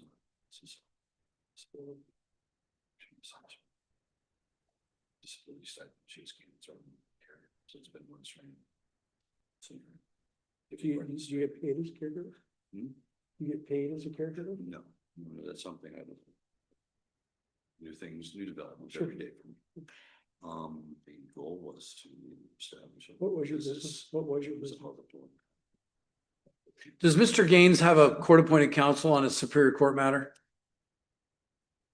That's pending in Whatcom County? Whatcom County. Do you have a public defender? All right, I'm gonna appoint Mr. Haverco, because there's a pending Superior Court case out of Whatcom County. Does that sound right? All right, so I'm gonna appoint Mr. Haverco for this case. What are we doing today? Well, it looks like he's already entered a plea, so, do you have a phone number? Yes, it is. What is it? 425-426. Okay. 4612. It's a brand new. So, do we need a waiver or anything, or? Do I get a rate? Check. I'm kind of talking to the judge. Oh, sorry.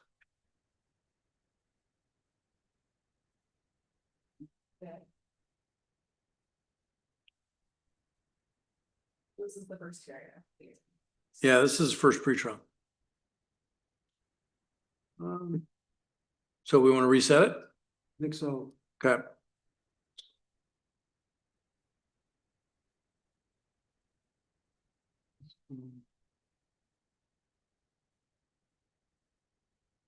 Well, we need to reset your case because you and I haven't had a chance to talk about your case.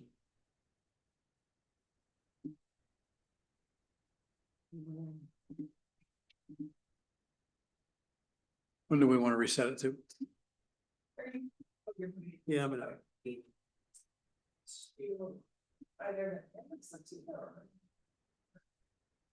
Early, end of September, early October, Mr. Havergal. either, Why don't we go end of September?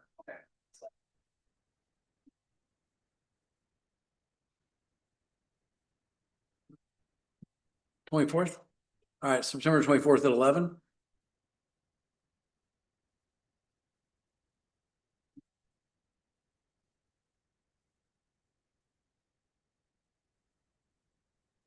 one sign here. Yeah. Okay. You're signing a motion to continue.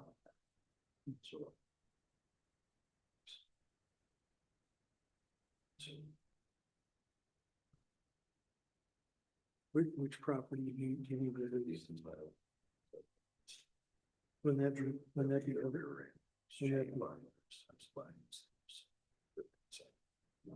Is that in this case or a new case? So this case, Wouldn't that be evidence, maybe?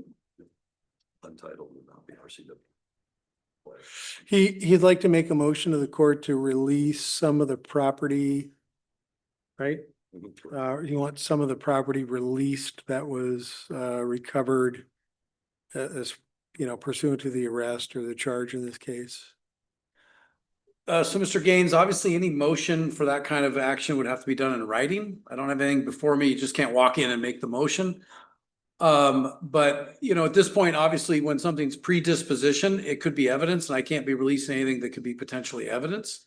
So I'll let you talk to Mr. Haverco about that. We're going to reset this matter for September 24th at 11 a.m. You'll have Mr. Haverco's phone number, and hopefully we can get it resolved at that time. All right? Okay, sign that order, and then you can grab a copy at the window. As soon as we're off record, I'd like to make I'm sorry? love to make a statement.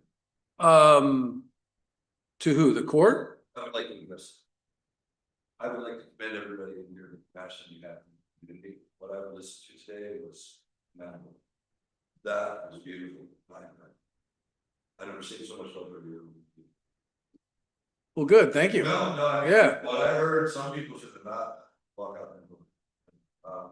Well, But no, it's cool. yeah, Thank you guys. good luck to you. All right, You call me. last matter is Felicia Lewis.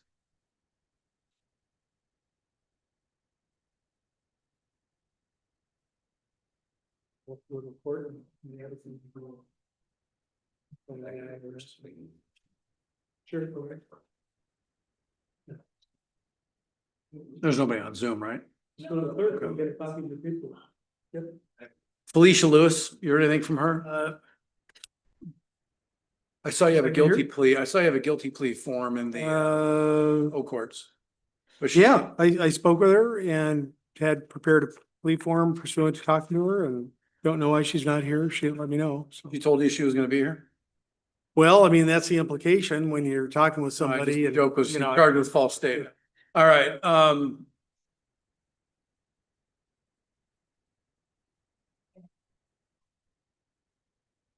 right, why don't we do $1,000 cash or bond? I was gonna ask for reset with those.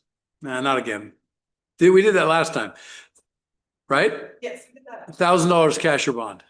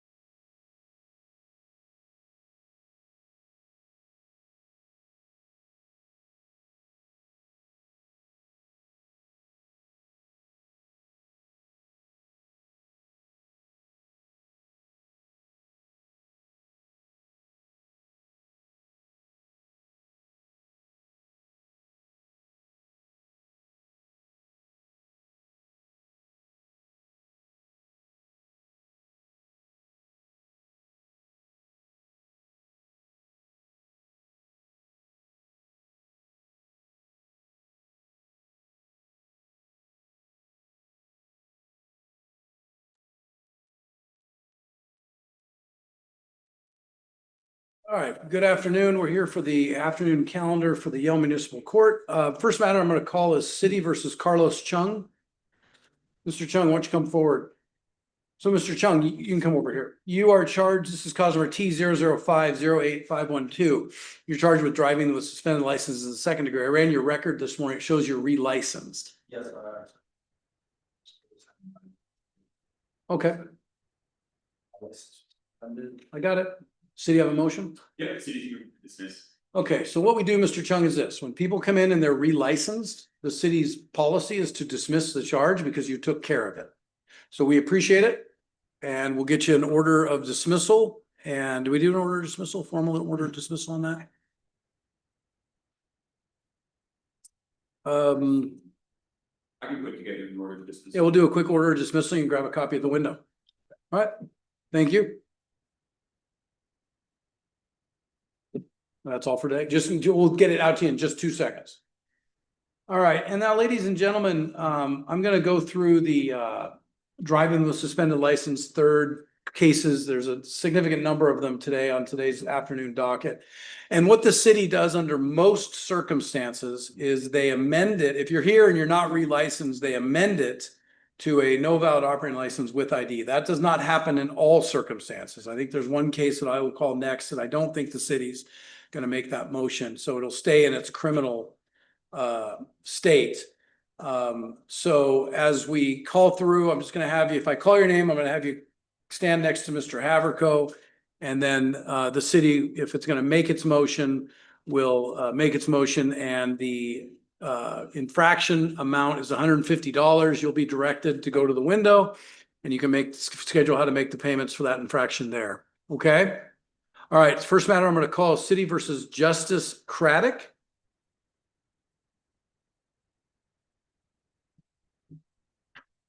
All right, Mr. Craddock, good afternoon. This is City of Yelm versus Justice Craddock, cause number T00485555. Mr. Craddock's charged with driving with suspended license third.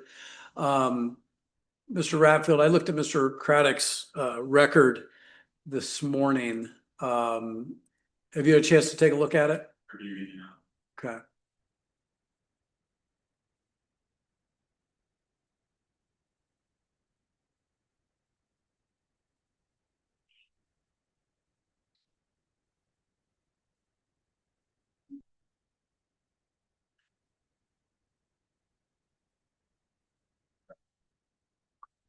What's the city's thoughts on Mr. Craddock's case? That's city not. All right, Mr. Craddock, so the city's not going to amend this charge to a no valid operating license with ID. You have a warrant out of Pierce County currently for a DUI from 2001, which will deal with that on conditions of release. I'm now going to have Mr. Haverco, the public defender, do some inquiry to see if you're going to qualify for a public defender. Okay?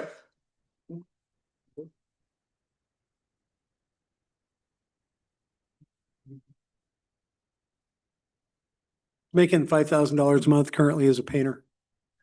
All right, Mr. Craddock, I'm not going to find you eligible for court-appointed counsel. You make too much money. So what I'm going to do is I'm going to appoint Mr. Haverco for today's purposes, just limitedly. And so I'll turn it over to you just for arraignment, Mr. Haverco. Stipulate probable cause as the court to enter not guilty plea. Okay. Mr. Craddock, based on statements of Mr. Haverco, I'm going to find probable cause for purposes of this hearing only, enter a plea of not guilty. What's the city's thoughts on conditions of release? Okay. Mr. Haverco? Second here.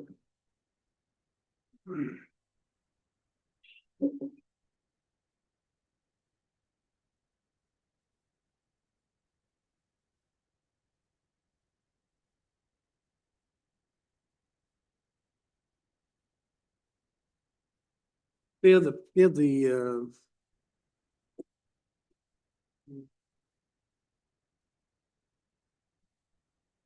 one in June and then August and then Yeah, I'm showing we have DUI in 2021 that the warrant's pending on. hit and run unattended in 2022, DWS third plea to that from an amended charge, DWS third in January of 2024, DWS third amended to a no vol in July of 25, DWS third amended to in June of 2026 to a no vol. Now we've got this one. I'm going to look at his ADR really quickly.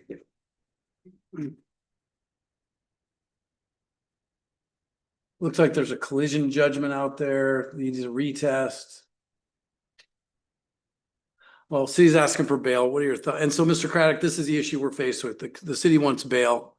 If I hold you on bail, you're going to be booked. You're going to be taken in. Whether or not you could probably post $500 bail. Mr. Haverco, what are your thoughts? Well, you know, if you go beyond June of 26, you have to go back a year.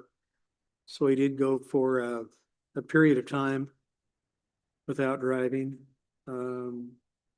So it's mostly, it's mostly suspended driving with a lot of amendments to infractions along the way. Right. So I'm not, I guess the court could just admonish him and say, look, if you drive in the meantime while you're out on conditions of release, the court could admonish him with regard to the potential of incarceration. I'm not sure what a $500 bond would really, accomplish. Okay, so Mr. Craddock, I'm not going to hold you on bail today, but you got to understand we're not going to do this anymore. Okay. If you get one of these while this is pending, I will hold you because you'll leave me no choice. And it's not that these are the crime of the century. It's the fact that it's the perception, at least, that you're thumbing their nose at the system. Now, I think it's probably what's going on is there's probably an underinsured accident in your history somewhere that you have to make payments on. But you got to do that because you're a young guy, you're making money. This is a financial draw on you that doesn't make any sense. So I'm going to release you on your own recognizance under the following conditions: no criminal law violations, no driving without license and insurance. I want you to get that warrant in Pierce County taken care of, because that's probably holding up your license too. So I want to see some progress. You're not going to be appointed Mr. Haverco moving forward. So you're going to have to hire your own attorney, and your own attorney might be able to help you with this. Yeah. Okay. Okay. Main thing is if I see this pop up with another DWS third, I'll revoke these conditions and then there will be bail, and doesn't make any sense. Okay. All right. So we'll give him a retained counsel, assuming you're going to hire your own counsel, Mr. Craddock. Yeah. Okay. Give him out of custody, retained counsel, please.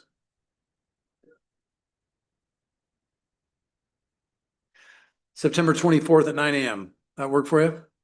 And you'll get a copy of this at the window to the left. So I'll sign this order, go out there and grab a copy, and we'll see you back on the 24th. Okay.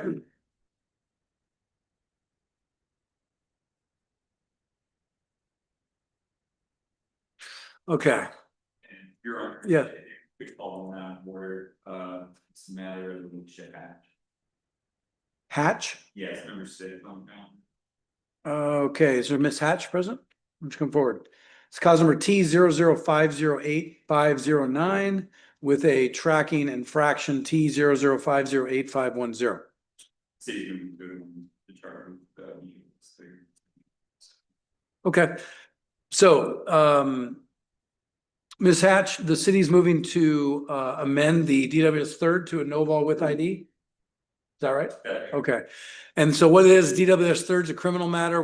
The city's amending it to an infraction. There'll be $150 fine. What are we doing with the no insurance ticket? City's willing to reduce those to 150 each. Okay. And the city's going to offer to impose reduce the operating motor vehicle without insurance from a $500 something ticket down to 150. Failure to renew expired registration greater than 2 months down to 150 as well. So you're looking at about 450 bucks worth of fines. Can you get your license back? I'm working on that. That's what I I got my registration, I just need to get my insurance. and Okay. My license, Okay, but I need the SR-22, so. right. Okay, well, I'll sign these orders and you just pick up a copy at the window. Any other matters the city wants to call out of order? No, Your Honor. Okay. Next matter I'm gonna call is city versus Galicia Picardo. No response. City versus Michael Hunter. No response. City versus Jonathan Iannielli. Iannielli, is that correct? Ianelli, all right, good afternoon, Mr. Ianelli. Cause number T 00494215. Mr. Ianelli's present, out of custody. Mr. Ianelli, city motion? City is actually wanting to reset this 1 month. Okay, And if Mr. Ianelli returns with his license restored, then city's going to dismiss.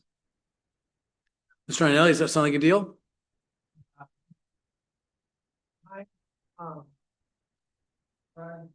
Okay. Well, we're gonna reset it 1 month. 1 month. Okay, if you come in, we'll deal with it that way. If you're licensed, hopefully you are, okay? All right, so we grab a copy, and so you'll get a court date at the window to the left. Next matter is City versus Zerlin Morga Soto.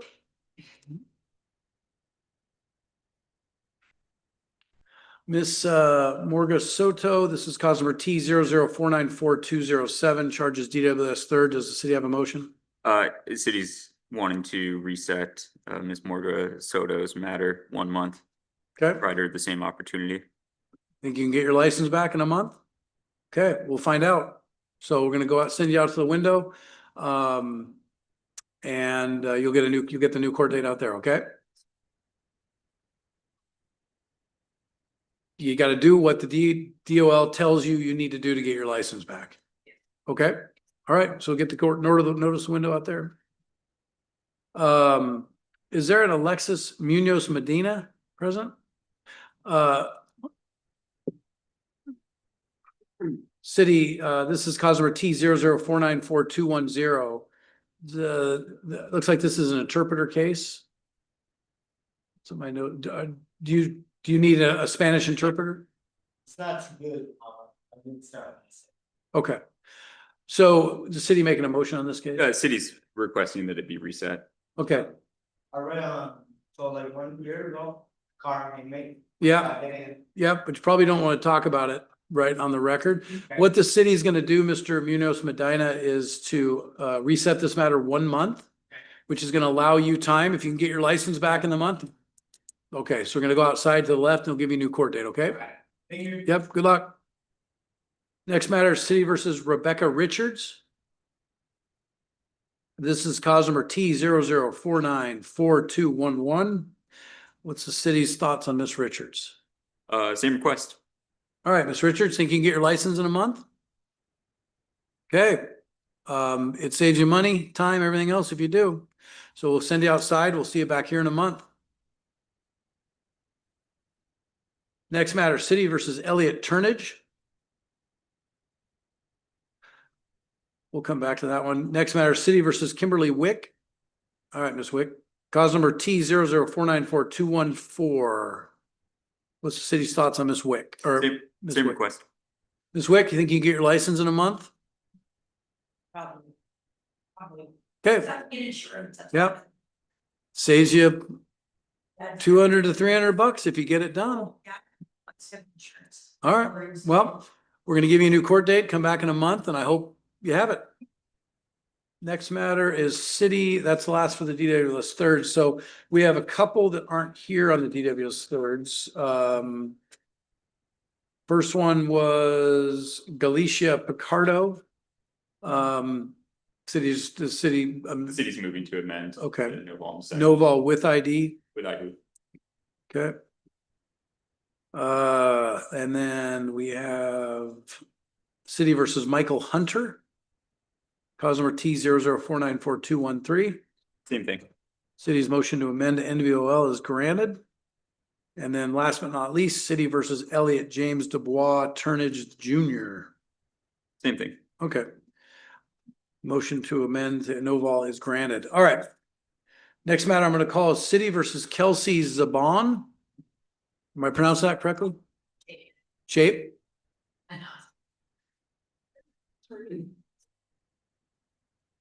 Okay.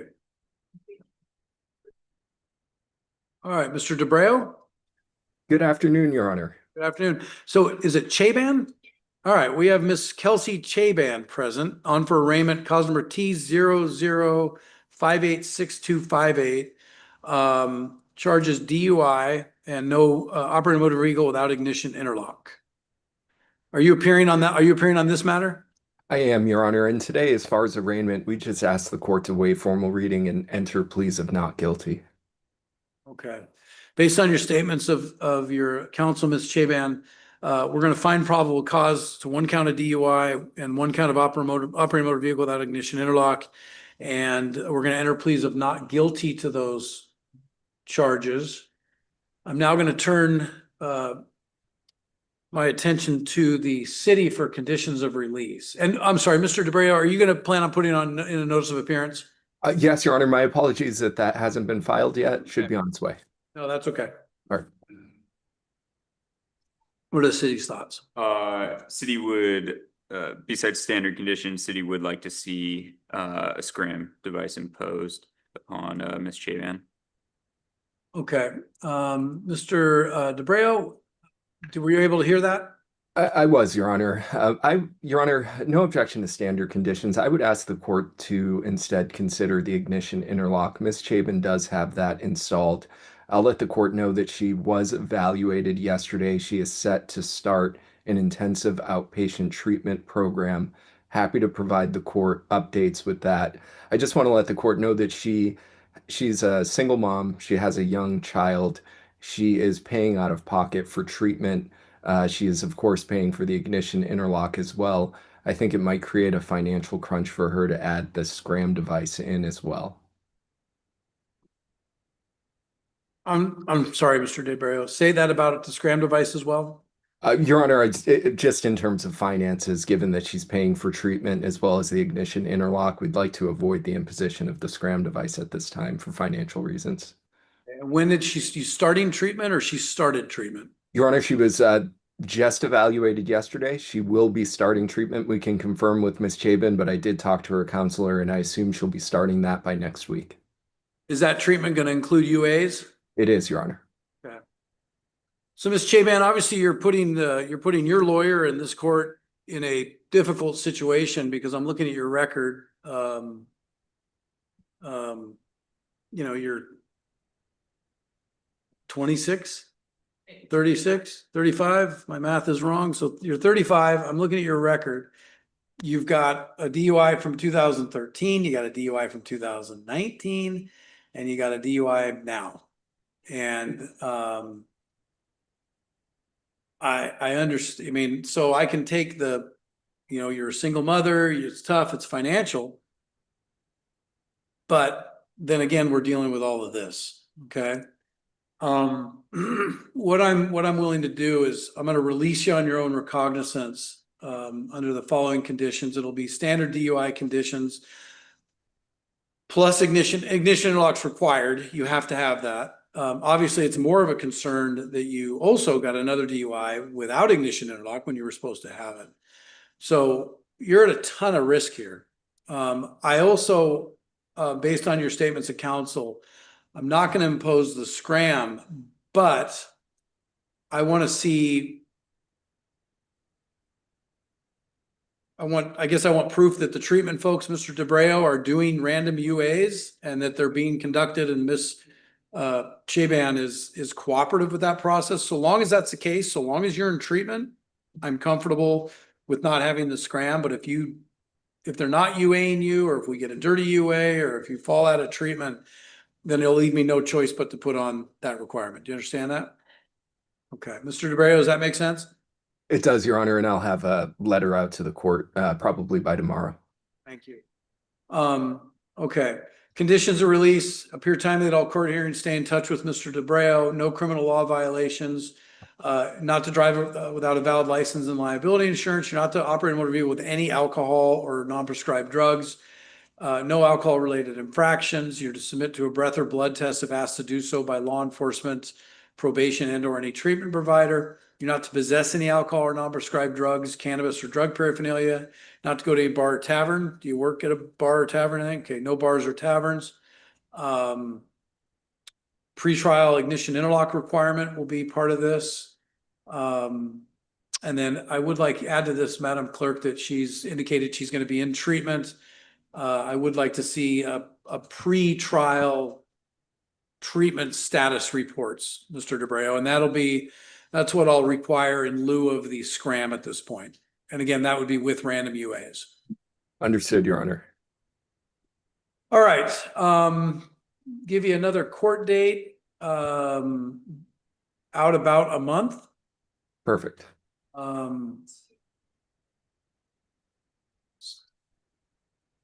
We can do September 24th or October 8th. Your Honor, if the court will just allow me to take a quick look at my calendar. No problem. And they'll both be at 9 a.m.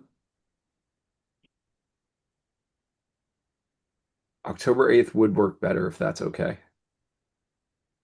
I'm good with that so long as we get the things I've requested. So October 8th at 9 a.m. is your next court hearing. Stay in touch with Mr. DeBreo. He'll be able to walk you through any questions you have about the conditions. Anything else from the city? All right. Mr. DeBreo, anything else I may have missed? Nothing further. Thank you very much, Your Honor. Appreciate it. Okay. And just make sure you get the NOA in so we can get you the discovery and we'll get this case moving forward. Will do, Your Honor. All right, Mr. Chairman, a copy of this will be at the window. Okay? Yep. And Your Honor, if I can inquire, I do see that it was emailed to the court. Is that still the proper way to send it? Email. Yeah, that should work. So this may just not have been filed yet. Okay, understood. I'll double check on that. Thank you, Your Honor. All right, thank you. Okay, next matter is City of Yelm versus Craig Gross.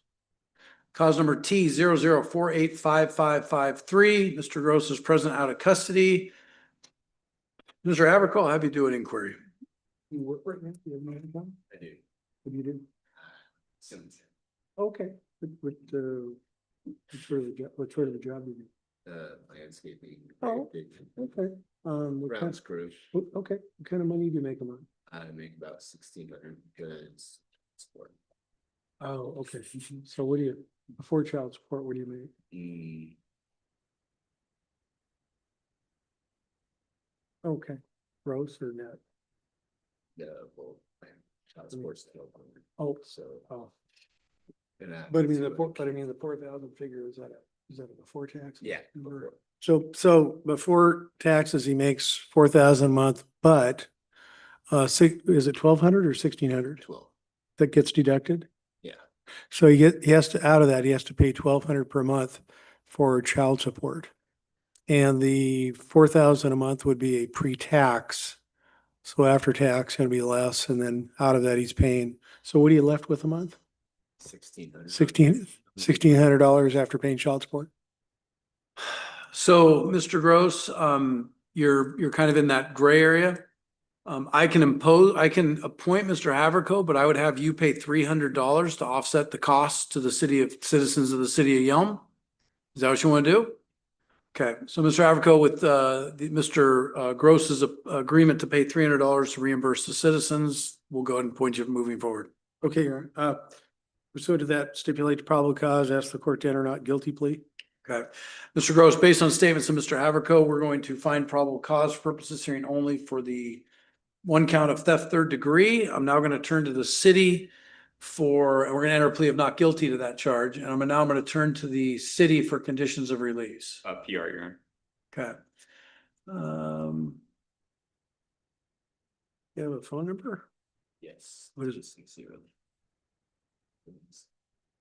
All right, Mr. Gross, I'm going to release you on your own recognizance. This looks like I don't see any similar charges, at least that I can see. So I'm going to release you on your own recognizance under standard conditions. No criminal law violations, maintain all your court dates. And I'm also going to order you not to have any contact with Walmart. You've already been trespassed from there, but it'll also be a affirmative condition of our case. You're going to be given information how to contact Mr. Haverco. Get in touch with him sooner than later.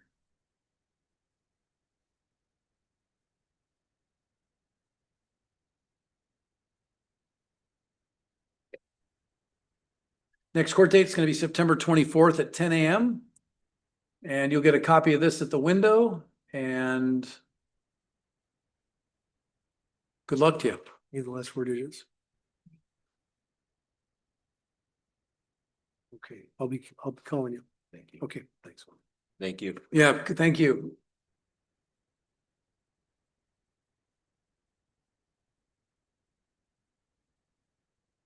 All right.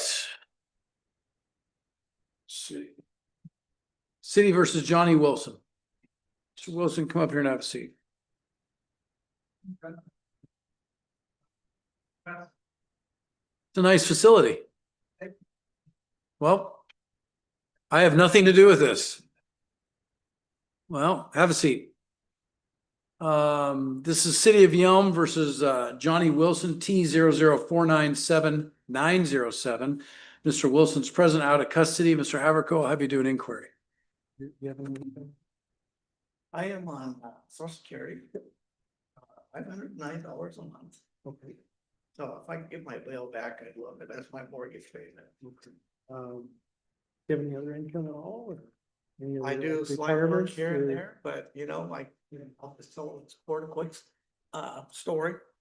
I don't like sitting around. I'm 66 years old.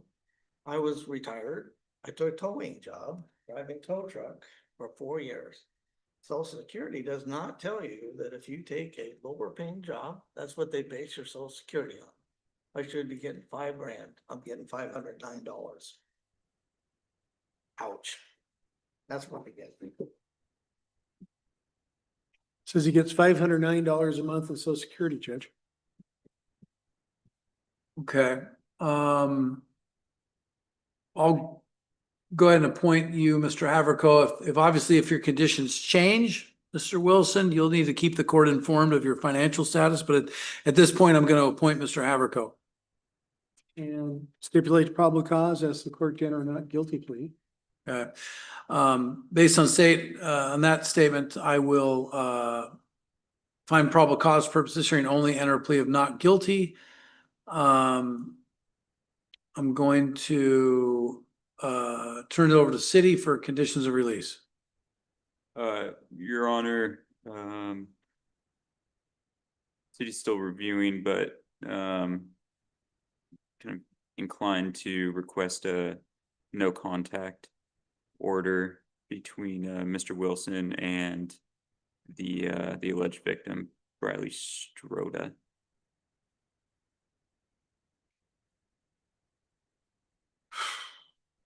Mr. Haverco?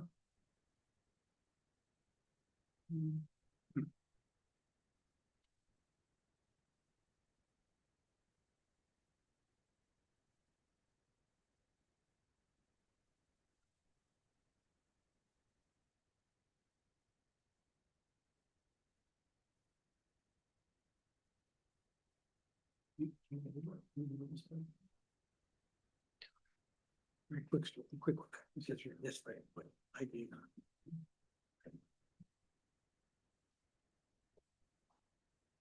So my question, is there any reason to have contact with him? No, I have no reason. I don't. No objection. There's no, I think the defendant would acknowledge there's no reason for them to have contact, so. Is there what's the relationship between the alleged victim and? There's some connection between uncle or his something? wife and this person, apparently. Okay. You have a phone number? Yeah, you bet. All right. So Mr. Haverco, what I'm hearing Mr. Wilson indicate is he has no reason to have any contact with Yeah, that'd be correct. Riley Strada. Right. Yeah, they're not relatives, they don't live together. Okay.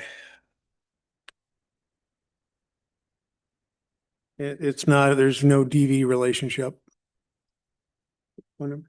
360. Okay. 764 3886. Okay.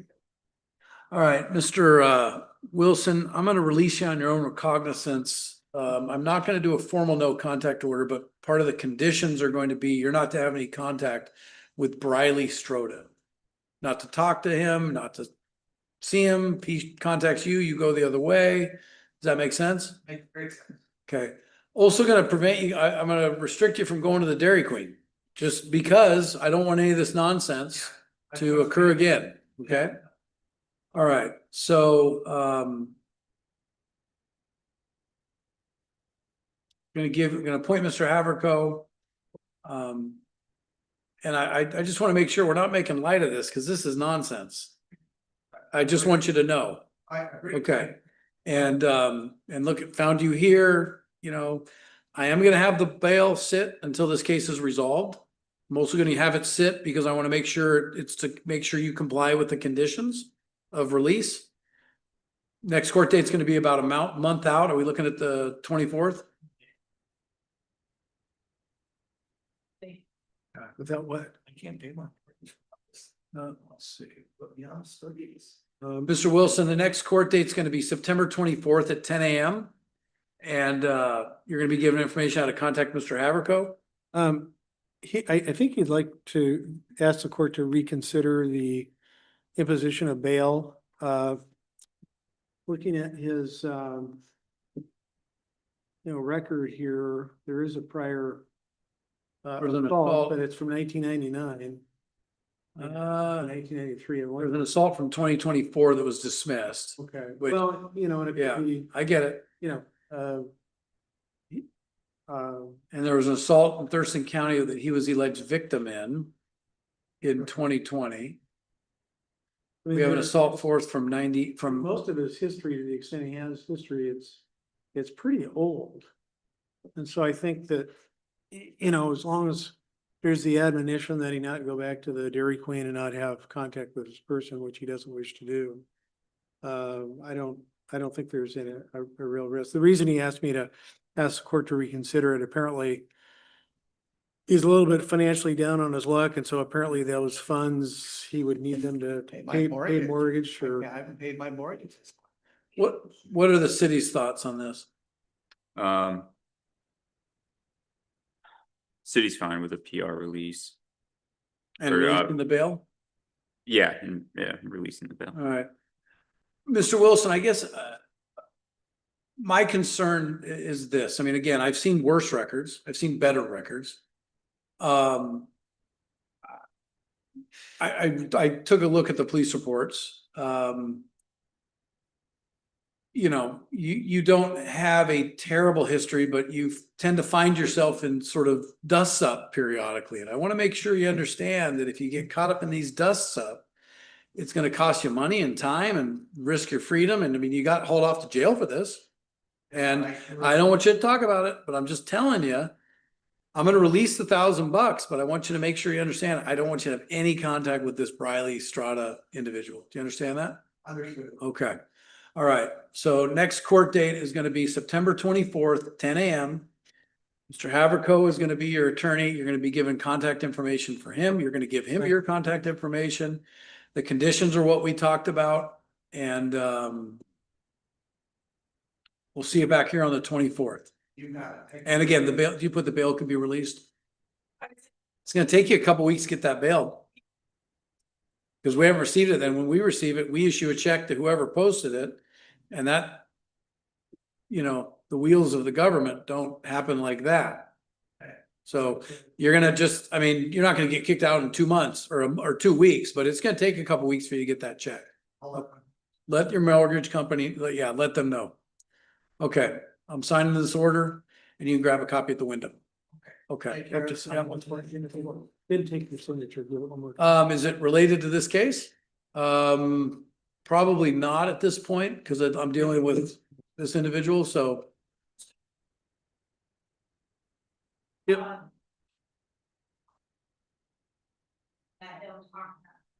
That's the only reason they were. I'm gonna tell you what, that doesn't, Mr. Wilson's not to have any contact with that individual. If you're putting Mr. Wilson at risk by having that individual come around you or however that's working, that's between you and Mr. Wilson. But Mr. Wilson knows what his conditions are, right? Okay, all right. Good luck to you, Mr. Wilson. We'll see you here in about a month. All right, thank you.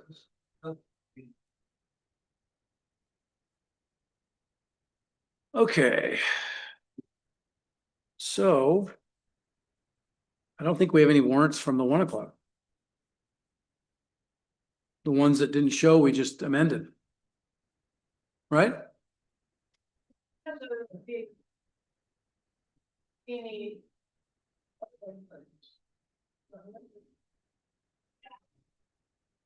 Are we all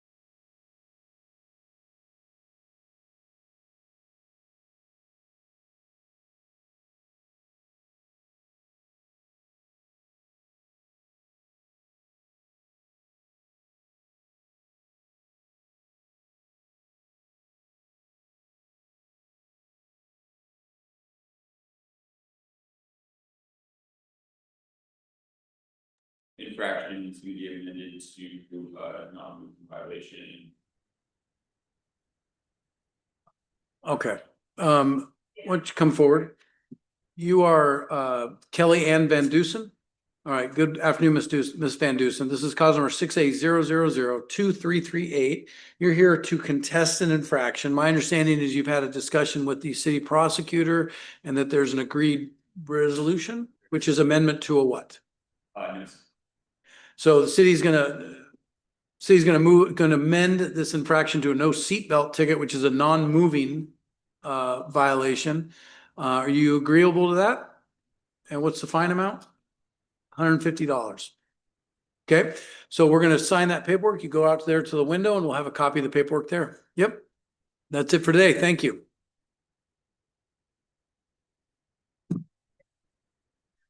Oh, let me ask you how, yeah, you're back. There you go. And then C.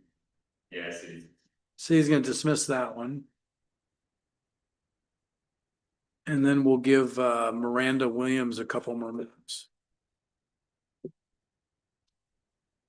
What was, I didn't catch the one, what was the one where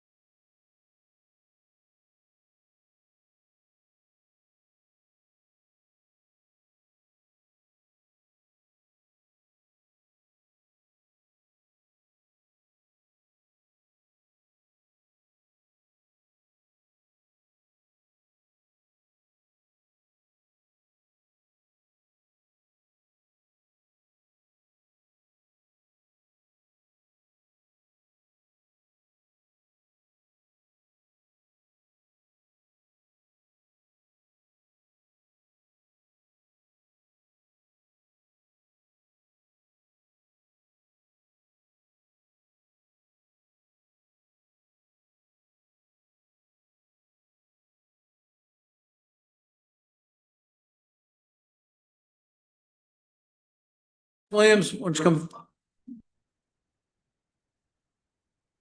Why don't you come have a seat? Are you Miranda Louise Williams? Yeah, come have a seat. You can have a seat right there. This is cause number T 00494-203. Ms. Williams is present. Ms. Williams, you're here for a contested hearing on a failure to renew expired registration less than 2 months. This case stems from originally what was a criminal charge, which was a failure to transfer title that the city, as is its policy, amended a criminal charge to an infraction. Penalty is what, 150 on that? Yeah. Okay. Instead of paying the 150, you chose to contest it. Okay? That's correct? Yeah. Yes, Your Honor. Okay. So what we can do is there's a couple options. So a contested hearing is the ability for you to challenge the events that gave rise to this infraction. You're denying it happened. Okay? Alternatively, if you wanted to mitigate it, you're saying, okay, I did it, I got a deal, but I want to pay less money. You're also eligible for a deferral on this. And you get one deferral every 7 years. 4 months? Okay, 4 months. 4 months and $100 would keep this off your record if that's important to you. Yeah. But again, it would be a deferral, so really it would not go on your record, but you'd have to pay $100 and and not have any violations, no driving infractions for 4 months from today's date. Okay. Is that what you want to do? Yes. Okay, all right. I will do the paperwork on that, or kind of clerk will do that. Is that the infraction disposition? All right. So up to 4 months after that, because. No, you just have to pay the $100, and then we will review, the clerks will review your record to make sure there's no red flags that have popped up. And so long as that's the case, done. Because we're into mess. Yeah, so the biggest thing in your case, Ms. Williams, would be to make sure No driving. if yeah, pretty much. Let's see.